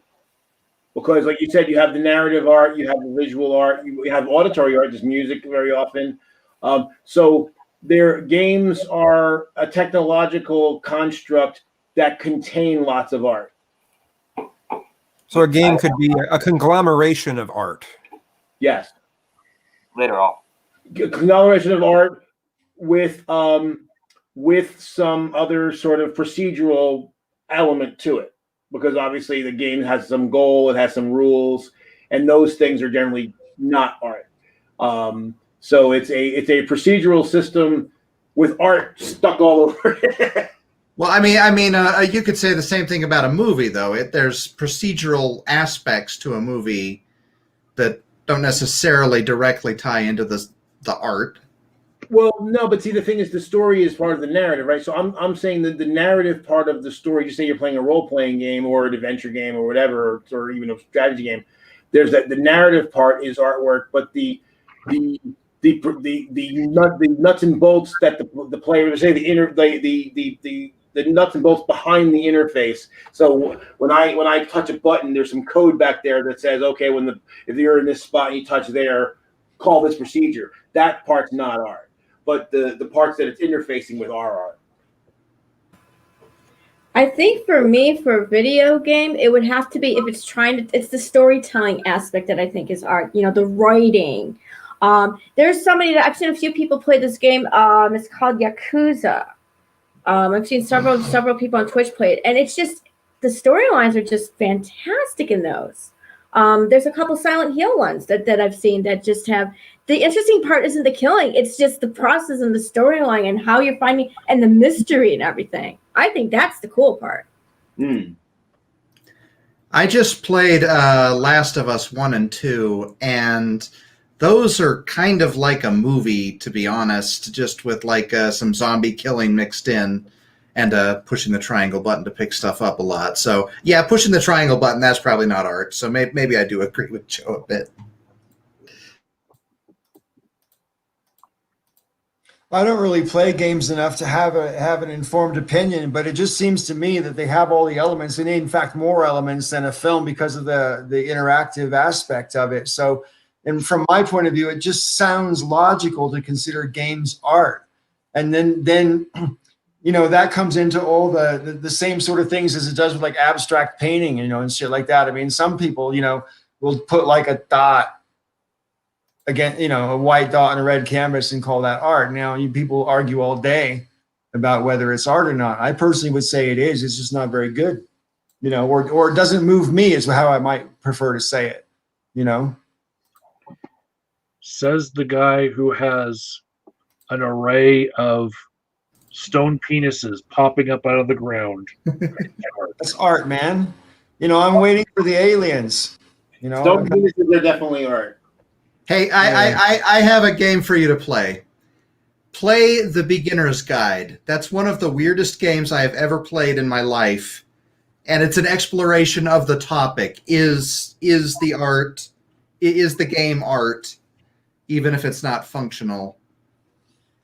Well, I have to be honest with you. I won't be doing that. And the reason I won't be doing that is the same reason I don't play games. Because I know what my personality is like.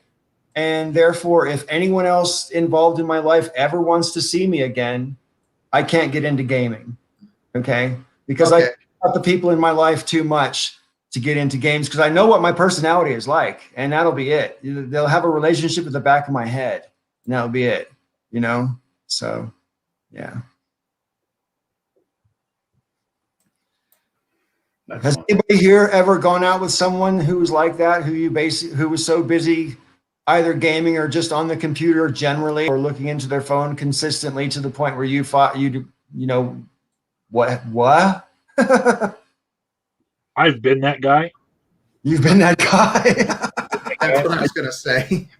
I made a cold turkey decision in 2010 to just leave all the MMO video games behind.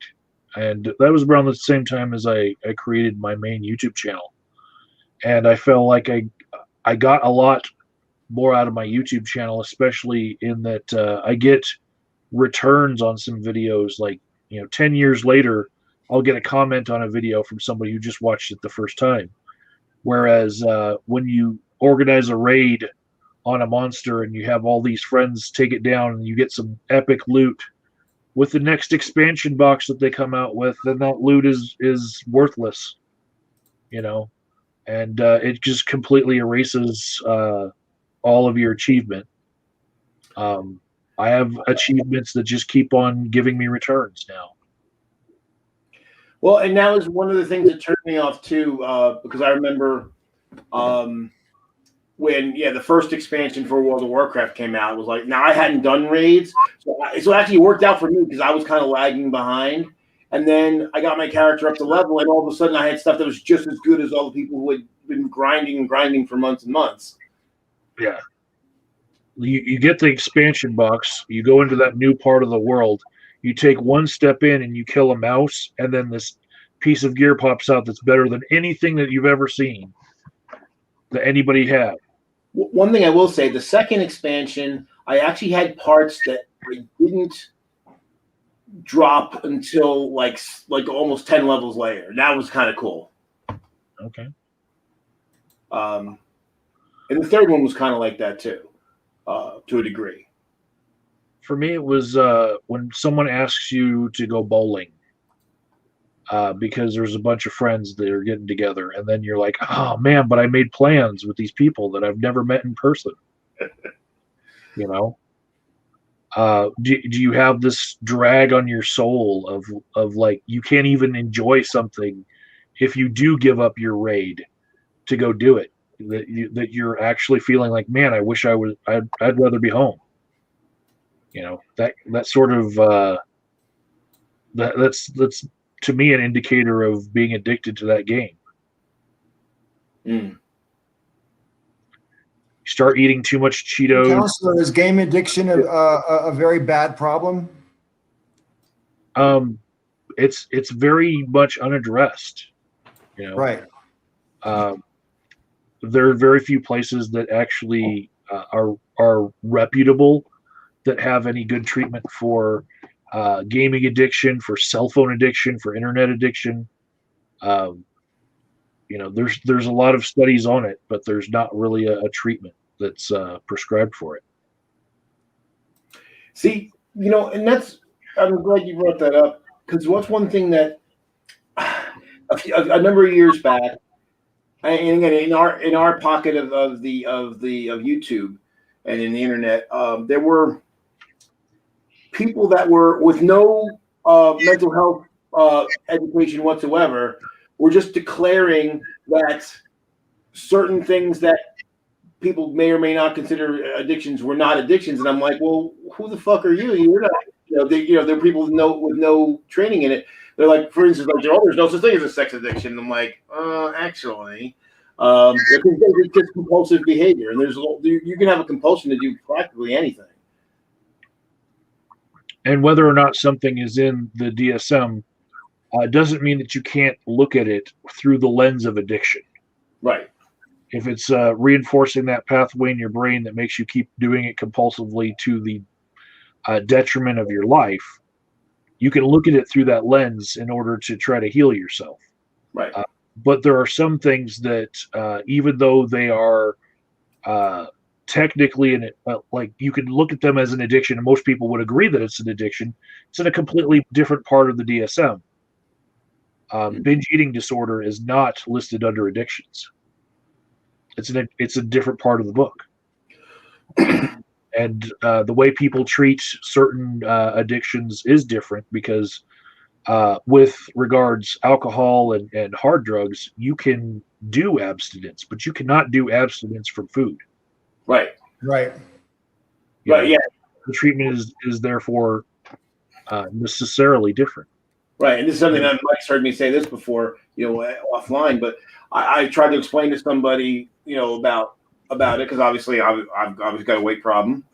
I don't want to weigh this much. But basically that, as you just imagine, you're addicted to heroin, but you can't quit heroin completely. You have to consume heroin 2 to 4 times a day to be healthy. But if you do more than that, it'll eventually kill you. Now go ahead, partially quit heroin. Can you do it? And his eyes got really big. He's like, oh, wow. I understand. I used to be addicted to heroin. He's like, yeah, see, he's like, I said to him, could you do it? He goes, no, I couldn't. Well, there you go. And basically I said to people, anytime you sat there with a piece of food and you stood there for a half hour trying to talk yourself out of eating it because you're not even fucking hungry, but you have a desperate desire to eat it. Well, whether you call that addiction or not, obviously there's something fucking wrong, because, if you say, I'm not hungry, but I really desperately want to eat this fucking thing. And especially in my case, food, growing up, food was given to me because my grandparents were not emotionally available. So that was a substitute for affection. So when you build up in your head, there's this connection between comfort, affection, and food. That's a very unhealthy joinder, but it's also very difficult to get rid of. Yeah, sure. Kazum, you not long ago you put on a lot of weight and then had to lose it for health reasons, didn't you? I mean, how hard was it for you to lose that weight once you put it on? Well, I mean, once I knew it was something I needed to do, I just changed my lifestyle, and I shouldn't say just, because it was hard, but it was simple, but it was hard. And that's one of the things. Some people will think that if you say something is simple, oh, that means it's easy. No, it doesn't mean it's easy. It's just, there's just not that many things you have to keep track of. You just have to do it. So yeah, I lost 110 pounds. So, which is awesome. I mean, that's the thing for me. I mean, but before, pre-COVID, I had lost, I don't know if you remember, Paul, I'd lost 55 pounds. Yeah. And I was down to 500 for the first time in 20 something years. But then bad depression hit. And then just out of the bad depression, Blitzen died. And then COVID hit. Right. So, unfortunately, all that hard work's gone. Yeah. I finally decided that I wasn't going to lose any weight on my own, and I hired a personal trainer and started going to a gym, and then I had to quit that because of COVID. I was worried about catching it and spreading it, so just got to try again. I know that I have an addictive personality. I used to stay up late playing the original StarCraft, and then I would be too tired to go to class, and then I would miss classes and got kicked out of university. That's the reason that I avoided MMORPGs altogether, because I knew that if I started playing it, I could just play it for literally 15 hours a day. And you can relate to what I was saying before then about why I don't game, because I know. Yeah, I understand entirely. And now it's social media. I cannot balance checking Facebook and checking Twitter. And if I'm not careful, I can just literally consume an entire weekend, and there's nothing that I've done other than checking social media, and it's pretty frustrating. And so sometimes I try to go cold turkey or take a weekend off or close my Twitter, and nothing works. I haven't fixed anything yet. Yeah, it's not easy. Well, when it comes to the whole social media thing, I mean, when I was living in the UK during hard lockdown in the spring, I was on the computer virtually every hour that I was awake, and I would alternate between watching stuff on Netflix and looking at shit on Twitter, and going back on Netflix and looking. I mean, in my room, literally 20 hours a day, basically on the computer. But my Twitter feed was pretty interesting back then, so that wasn't so bad, But no, it's not healthy for sure. But then again, like with lockdown, it's not, lockdown is not healthy, full stop. I mean, I know that the longer this whole pandemic has gone on, depending on where you live, but I mean, my kids obviously still live in the UK, and my son, he struggles with the whole lockdown thing because he has one roommate, and his main thing before COVID was jujitsu, right? So that's out. Right. So, and he also was a personal trainer at a gym, and that's out. So all of his entire social interactions more or less completely gone. And so even though he was pretty mentally okay going into this thing, he's struggling with it because, cabin fever is a real thing, Those people who had the biggest social interaction were drawn to those sorts of jobs for a reason. And to take that away from them, they had the depression the worst. Sure. I got pretty depressed, and my performance at work actually dropped quite a bit. So it doesn't appear that I'm in trouble or anything, but it's about the last thing I need when I'm depressed is have my job in jeopardy. But I just can't. It's like I'm an introvert. Basically, my only time I ever get out of the house is to go to the restaurant or this gym thing that I did, and both of those things are taken away from me, and I'm just supposed to live in the house all day. And it's winter, so I can't even take a walk. Yeah, I'm just whining. I don't have a point. No. I don't think you're whining. CRB Vegas mentioned something, news addiction. And let me tell you, I've certainly had some news addiction going on, particularly during the Trump administration. But it's only been like this past week that I haven't been. I'm finally not just constantly glued to the news. So. Yeah. I go through phases of news addiction, that's for sure. Like when I first moved to the UK, I watched the news as much as I could because I wanted to figure out how things worked over there. Because I was very, very, very aware that I was an alien. I didn't fit, and I wanted to figure out, the culture. And the only way to do that is to watch the news and other current events and whatever, So, but here, since I've moved back to America, I have watched a hell of a lot of news, and I find it an exercise in frustration because journalism's changed since I've been away. I moved away in 1989, and back then, punditry wasn't the main thing on the news. I'm not saying news shows never had pundits. Now it's just a presenter and pundits. They don't really interview people hardly ever anymore. You don't really get that kind of journalism anymore. And I find it quite depressing, and I think it's a loss for our culture, really. And I hope that journalism, at some point before I die, gets some sort of ethical revival. I mean, one of the after 1996. When CNN had finally got, well, I shouldn't say finally, they got competition with Fox News and MSNBC. When that's 1996 is when that came into place. Our news media, our TV news media, really started to head downward because it was at that point that it all became about trying to compete to have the best ratings, the most viewers, and. I mean, when news, the only thing they care about is making money, the actual news suffers. Yeah. Well, that's right. Well, that's the thing, especially when companies like the news organizations started getting owned by bigger conglomerates. And of course, they don't want to, put out a bad story that's negative toward their parent company because, that's going to lose the parent company some money. So we're not going to do that. Well, I would also add the social media aspect of it too. I mean, now it's that 24-hour news cycle all the time. So it's like they want to make sure because it's that short attention span thing. Remember when in the old days when you could sit down, watch the news, the long form interviews? Yeah, we could do it. We can't do it anymore. So you have to have these little clips and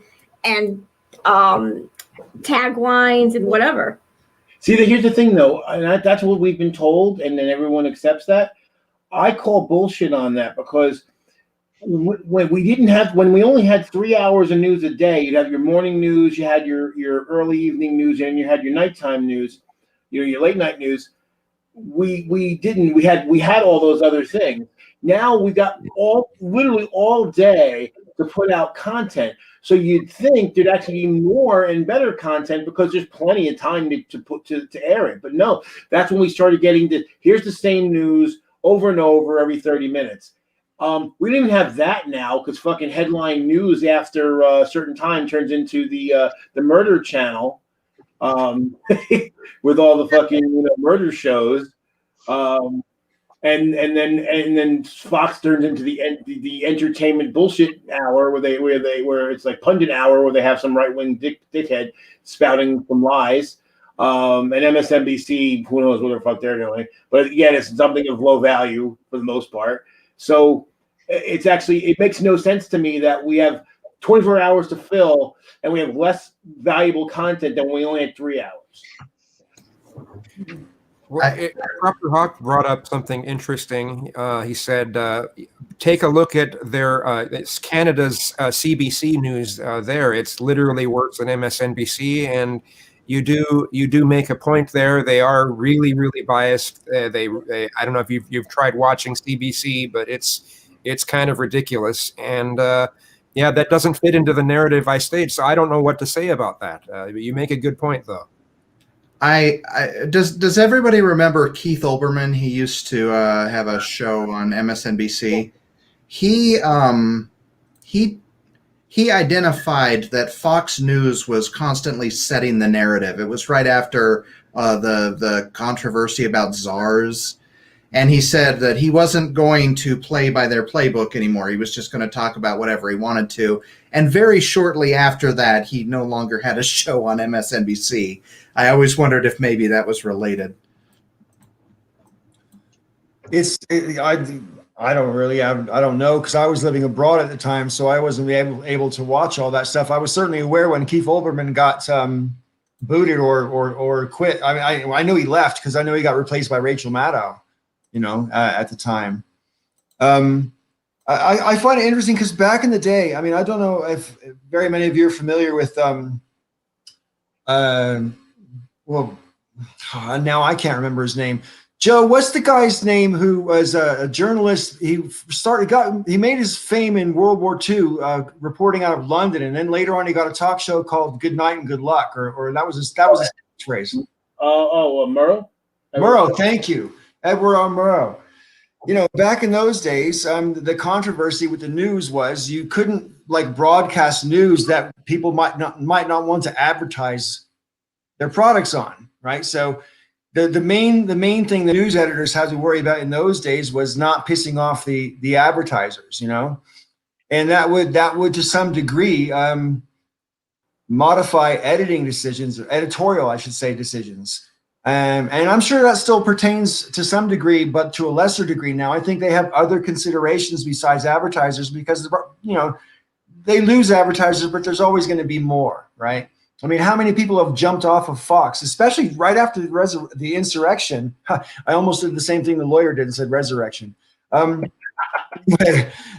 after the insurrection, though, there was a whole bunch of companies that just said, "Fuck this! We're not doing anything with Republicans anymore."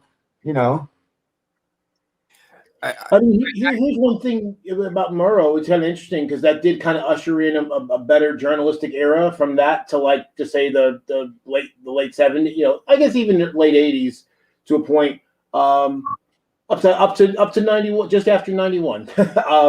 But basically, you think about before that, yeah, journalism actually did suck, and then before that, you had the old yellow journalism of the 1800s. So it makes you want realize that journalism has sucked most of the time because you had the muckrakers and all this kind of shit. I'm not so sure I'd say it sucks. It's just that, I mean, it's always true, no matter what era you're talking about. And this goes all the way back to the Saturday Evening Post with Benjamin Franklin. I mean, the number of filters something goes through before you get to read it or consume it on the news or whatever is that necessarily narrows things down, and they show you what they want you to see. They don't show you what they don't want you to see. Right. And to Sue's point earlier, I mean, I read somewhere, Sue, that more people in America now consume the news via social media than from the television. Yep, that's actually true. And I mean, think about it. During the election time, where were people having the news? It was on Facebook and Twitter, especially Twitter. But I mean, even on Facebook, I mean, that's where you had a lot of the misinformation, and that's where you had all the confusion. And you still, in a ways, do, no matter what they're changing, no matter what they're kind of cycling back a little bit to some things we talked about earlier. You're still always going to have some kind of misinformation. It's whether or not you catch it in time or not. And even if you try to correct the misinformation, they're still going to think of the thing that kept going and going instead of the correction. Yeah, I would say that I find the news stories via social media, but I would say the social media is not the source. It's generally, the New York Times, Washington Post, AP, Reuters, NPR. Sure. I become aware of those stories through social media, and then I follow up with those usually if I've got, assuming I have time. But so there are, I avoid like usually if I see a story on BuzzFeed, I mean sometimes I'll share it, but only if the BuzzFeed usually if it refers to some other source or whatever, or the story's trending elsewhere and I see it on other outlets, and there's a whole bunch of other ones like that. But I would say, but yeah, I almost never tune in, other than NPR. I almost never tune in on TV to the news because, again, it's mostly garbage.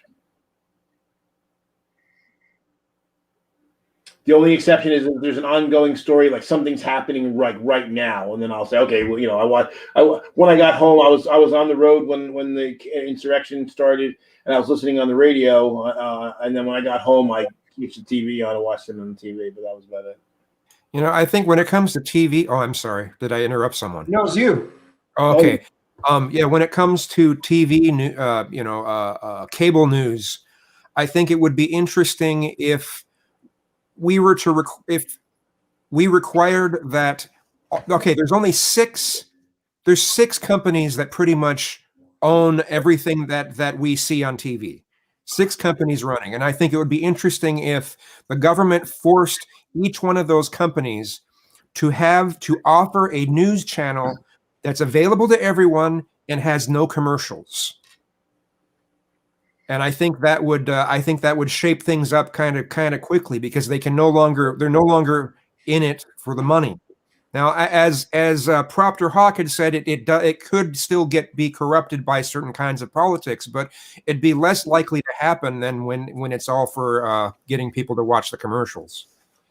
I wish that was true, but it should be true. Frankly, it should be true that if you don't have commercial pressures, the news is more honest. I mean, that should just be a logical succession.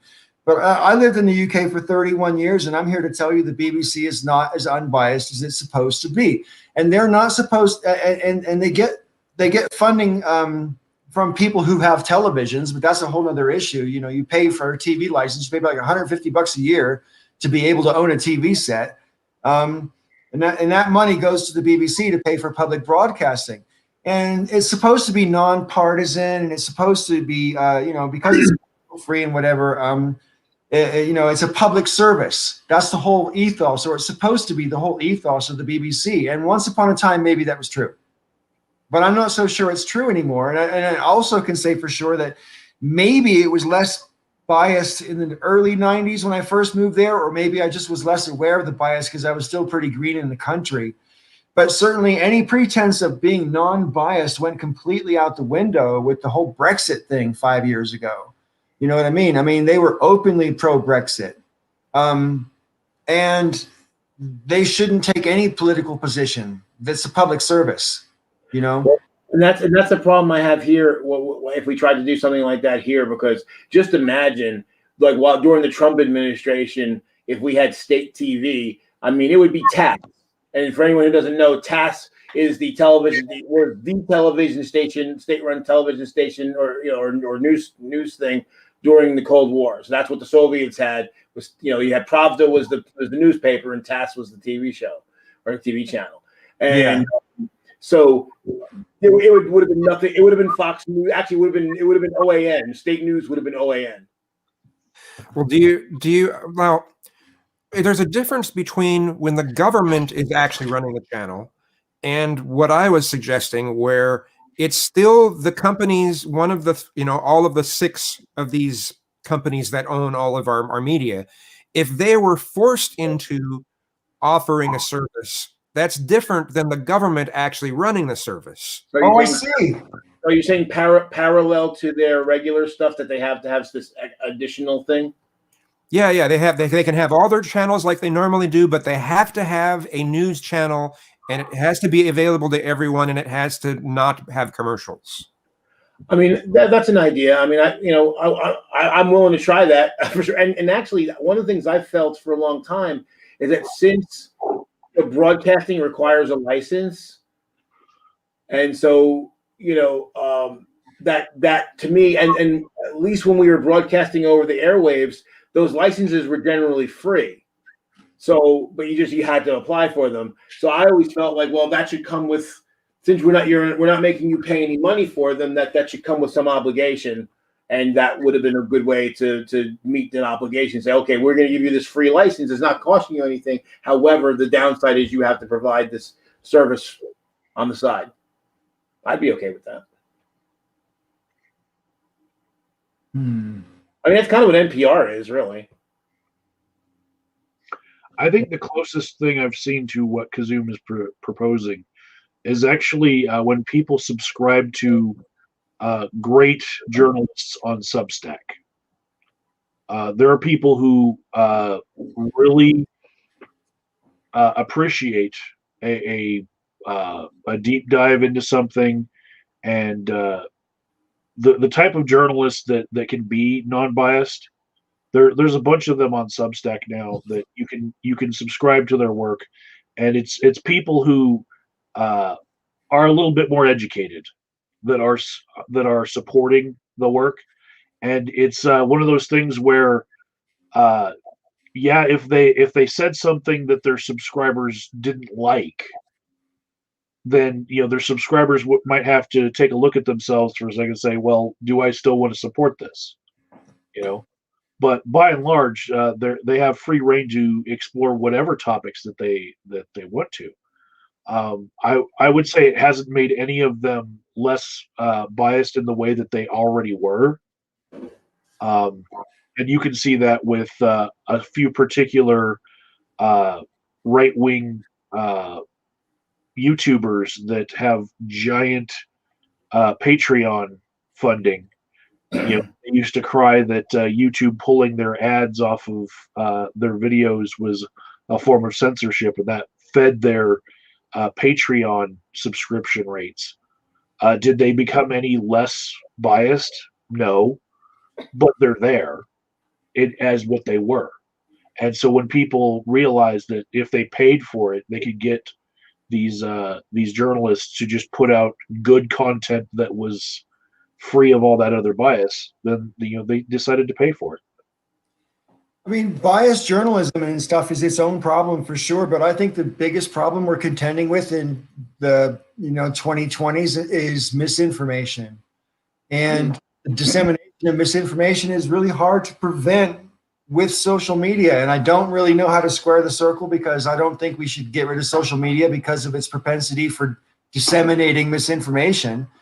But how do you stop disseminating misinformation and still allow people to post freely on the internet?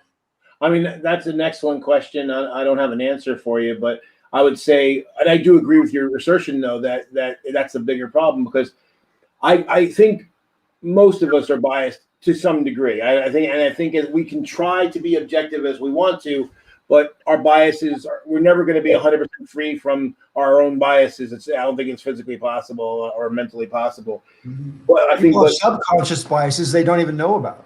Exactly. But I think so. I don't have a problem with someone who's biased, provided they're providing the support for their position. And of course, that means then they're open to scrutiny and say, okay, well, did they fairly evaluate and include the counter arguments, and did they address those in a way that was intellectually honest? That's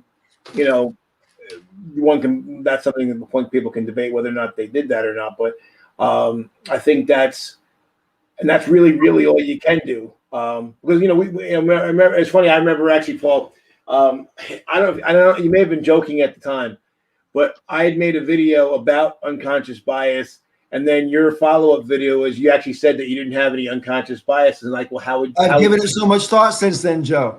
I mean, that video set me on a long train of thought, and the arrogance of saying I don't have unconscious bias is breathtaking.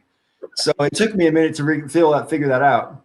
Right. Because of course, if you how would you know? Of course, if they're unconscious, right, you wouldn't. That means you haven't detected them yet. So, and that's the thing. And I think that's probably, not to get all zen and everything like that, because I think people kind of over fetishize that kind of stuff too. But I think probably the path to wisdom is like recognizing how fallible we are individuals, so I can be wise by starting out understanding that I'm fallible and my senses and my ability to perceive reality is flawed.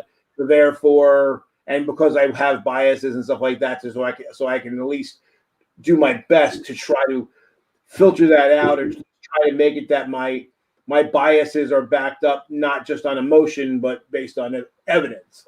So, for instance, I'm biased against fascists because, the evidence said fascism is really, really bad. That's something I think, as long as we know what someone's bias is, like in media or whatever, as long as we know what the bias is, we can find the real news within it. But if they're constantly trying to say that they're unbiased, we're never it's going to be really hard for us to know. And so I've sometimes, another thing I've wondered if a way of regulating media in some ways. I've thought about, like, what if they were each of these news channels was required to have a very diverse group of people of diverse mindsets, far left, libertarian, far right, just about everything under the sun, and they get to have an hour of they get to have an hour time of on the air, and you throughout the day you get to have all these different opinions, the news said through these different people's opinions, so you get to have the news knowing what these biases are. Maybe I'm not making sense, but that's an interesting idea. I just real quick though, I want to say that's an interesting idea, but the problem is that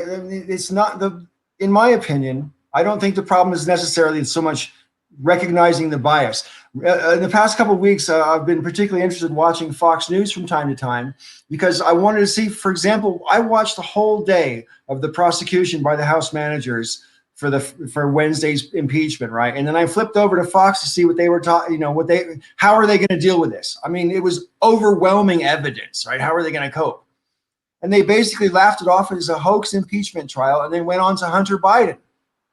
So it's not just that they're biased. They're dishonest. They tell outright lies. That ought to be illegal, but somehow it's not because of free speech. But I think the media should be held to a standard, and apparently they're not.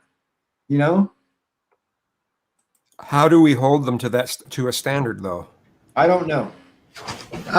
Dick Cheney was, not by himself, but was instrumental in overturning the I think it was called the Fairness Doctrine, where news used to have to at least try to be objective, No, what they had to do, Luke, is they had to, if you were going to interview a Republican politician about, say, the tax policy, that's coming, the tax bill coming up, to offer equal time to the opposing point of view from the Democrats. You couldn't just give platform to one without offering at least a platform to the other. They could decline the invitation, but you had to offer to them. I think it was either Reagan or George H.W. Bush that got rid of that Fairness Doctrine. Not Ronald Reagan. Yeah, I thought it was Reagan. Yeah. Something that Kazum said made me think of something, and I forgot now. Oh, I lost the train. The train's not derailed. Hey, Michael, thanks for the interesting. I was looking at the Substack website, and I appreciate you pointing that out.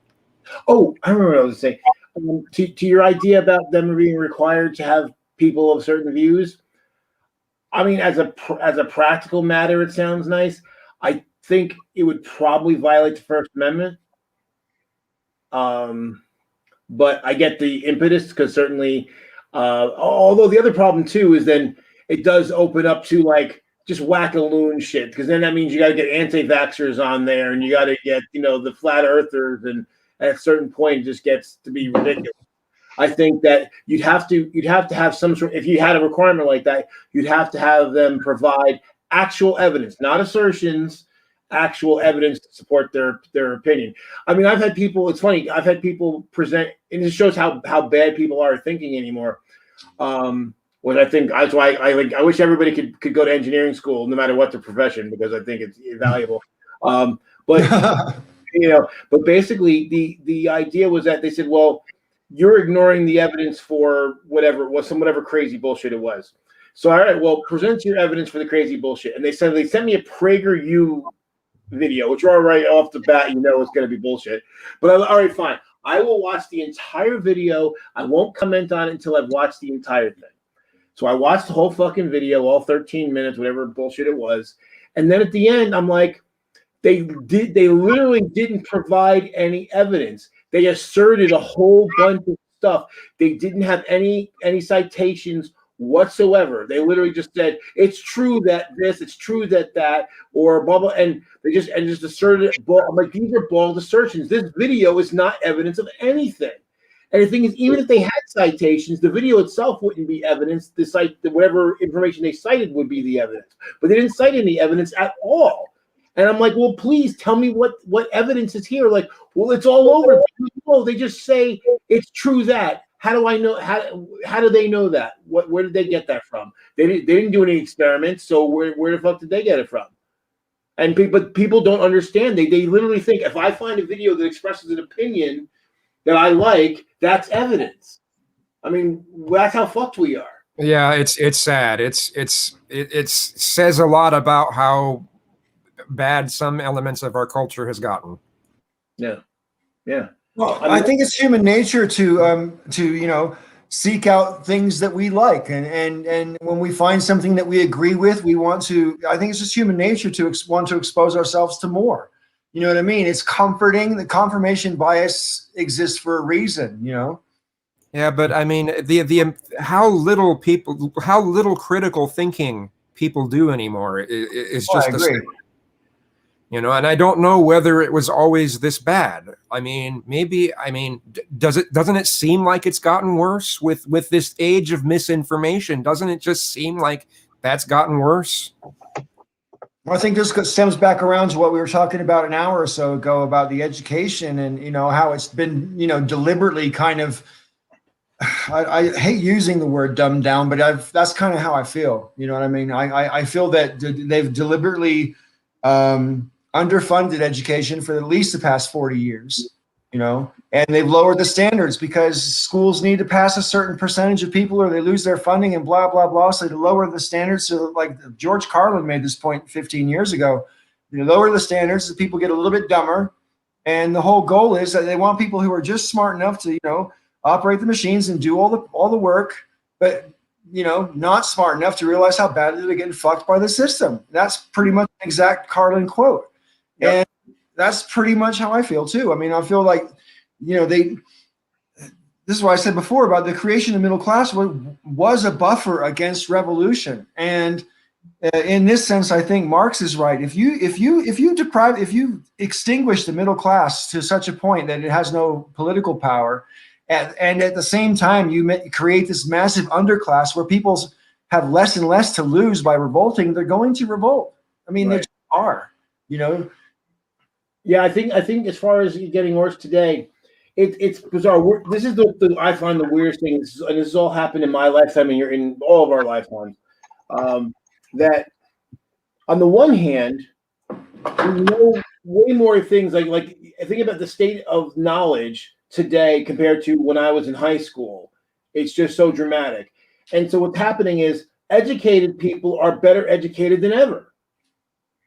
But more people are less educated, even though they're given more access to more information. Because what's happened, and largely from the right, there's been an attack not just on the funding of education, but on the institution of education, the validity of education, the validity of science, the validity of critical thinking. So and the validity of expertise. So now people are like, oh, you got to ignore the experts. Well, based on what? I mean, yeah, okay, experts can be wrong, but I mean, people literally think that their internet assembled knowledge is trumps somebody's decades of study and practical work experience, and that's nuts. I mean, so but we've kind of, and in fact there's also, not only is there have people been turned off to it, there's actually a bias, like a hostility toward it. So what do you do then? Think about what happened with COVID. The experts said, hey, we got to do XYZ LMNOP. And the instant reaction was, it's the government taking us over. They're all against us. The experts don't know what they're talking about. I know better because, WebMD. And then the more we tried to tell them not, the further they went against it, because they've been told that experts in science and education are part of some plot to steal your right, steal your freedom. And I don't think that was an org. Sorry. Well, I was going to say, so then when the experts say, "Hey, look, you have to curtail your freedom temporarily so we don't all die," there's the proof. Here, it's coming. They're finally happening. Do you guys remember that TV miniseries called V for Visitors? And they were there's like aliens coming from outer space who in big flying saucers, and they what? You cut Luke off. Oh, did I? I'm sorry. I'm sorry. No, it's okay. I was just going to say, I just think that was an American thing, and they were following cues from Trump. So that's all I was going to say. For what? Well, no, that's part of it, but basically they've been primed. Like there was already a base of people who already believed all that shit beforehand. If people didn't have the distrust of science and distrust of authority already, they would have just laughed at him as, a guy like Trump never could have gotten elected 30 years ago because they would like, wow, what a kook. Which is why I was bringing up that TV show V, because in that TV show, what did they do? The first thing they did to come and destroy mankind was they collected all the scientists.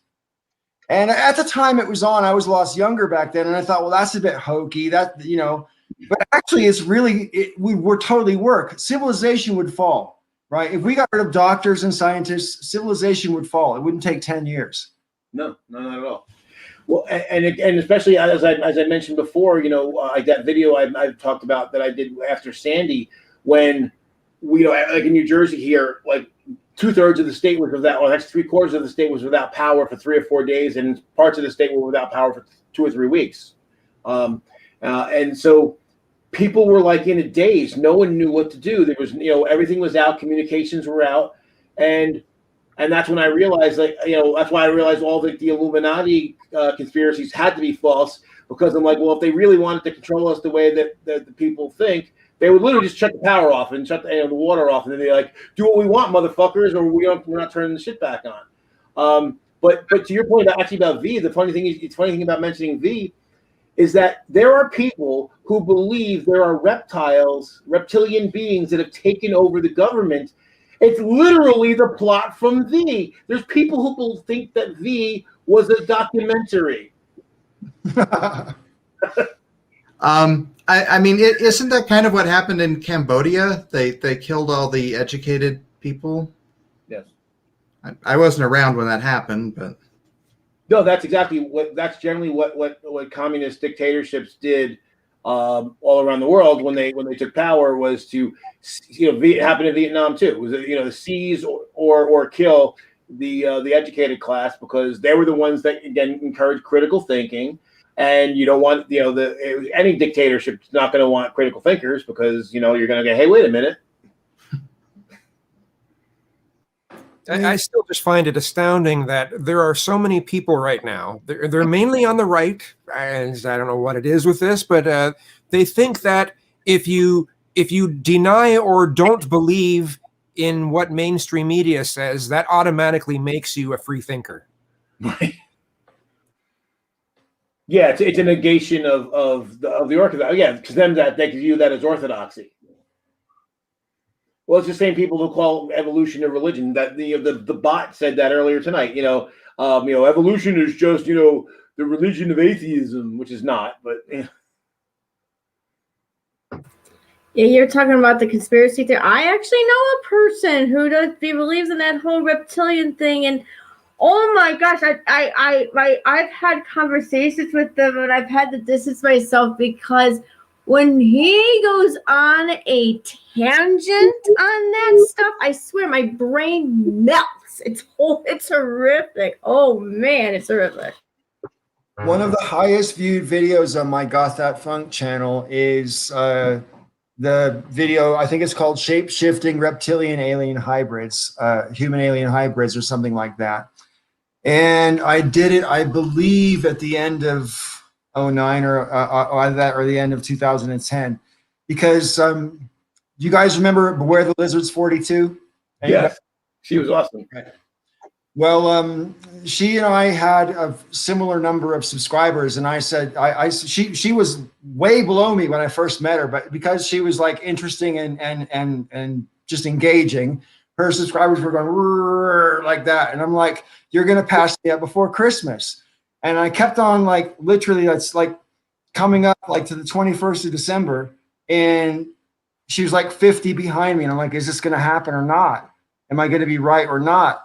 So I did this video called Shape-Shifting Reptilian Alien Hybrids, Human Alien Hybrids or whatever, propounding this theory and saying, and being really angry and agitated, which is, out of character, hopefully for me. And anyway, I said, if you fucking don't agree with this, go ahead and unsubscribe. And I lost 26 subscribers that day, and I lost another 13 the next day. And then, of course, she passed me right up because I lost the subscribers. It totally worked. So that's YouTube was fun. I remember those days. Yep. Hey, Joe, did you? I actually have a Beware the Lizards 42 tattoo. Do you really? Yeah, I do. I'll show it on my foot. Cool. Yeah, she was really cool. I didn't find out about her right away. And then when I started getting into her and her channel, cool. Very slick. And then she had that tearful goodbye. I'm assuming someone doxed her or something like that, or somebody in her real life found out about her channel. But it was so sad when she left, because it was like that was when things just started to get bad. There was a bunch of cool people that all left in this, in this very short period of time. I don't know. I think there was two major exoduses. There was the exodus at the end of sort of 2010, beginning of 2011, and a lot of people fucked off. And then around about 2014, 2015, when all the anti-SJW channels started getting really big, and a lot of people who had hung around for a long time were like, you know what, this is just too toxic, and they fucked off, and there was an awful lot. So those managed to weather all that. 2 thumbs up. Yeah, fully. Listen, guys, I'm getting kind of tired, so I'm going to wind up the show, but we can still have a little chat afterwards. I'd like to thank everybody in the after chat. And before I do wind it up completely, does anybody have anything else they want to bring up that you've just been sitting on this whole time and you've just been waiting for me to shut the fuck up? No? Okay. All right, then. So, yeah, thanks to everybody in the chat for being so engaging, especially for putting up with that bot for so long. And, yeah, I guess I should apologize for taking so long to get rid of him. Anyway. Pizza. Listen, before I actually shut the show down, I should say to the audience, we might be away for a few weeks or we might not, because I'm going to be going to California on Tuesday, and I may be there for 2 weeks, 3 weeks, 4 weeks. I don't really know how long I'm going to be there, and the whole time I'm there, we don't have any internet. So I can communicate with you people over Twitter because I have that on my phone, but I don't have Facebook on my phone, and I won't have that's it. So that's that. So I'll let you guys know if I can hand over like the login details to somebody. Maybe we can work that out. But otherwise, I won't be here anyway. And can I trust you guys to like behave and, so that when I do come back, I'll send out all the invitations, and what'll happen is I'll get Rob and Joe, and that'll be it. And everyone else will be so fucked off because they were like, You think Rob and Joe will let each other live? I don't know. That's a good point. But I don't know. It's interesting to contemplate who would be the last people standing, right? Anyway, yeah. So everybody, thanks for your participation in the comments and for viewing. And we'll see you again next week or not on the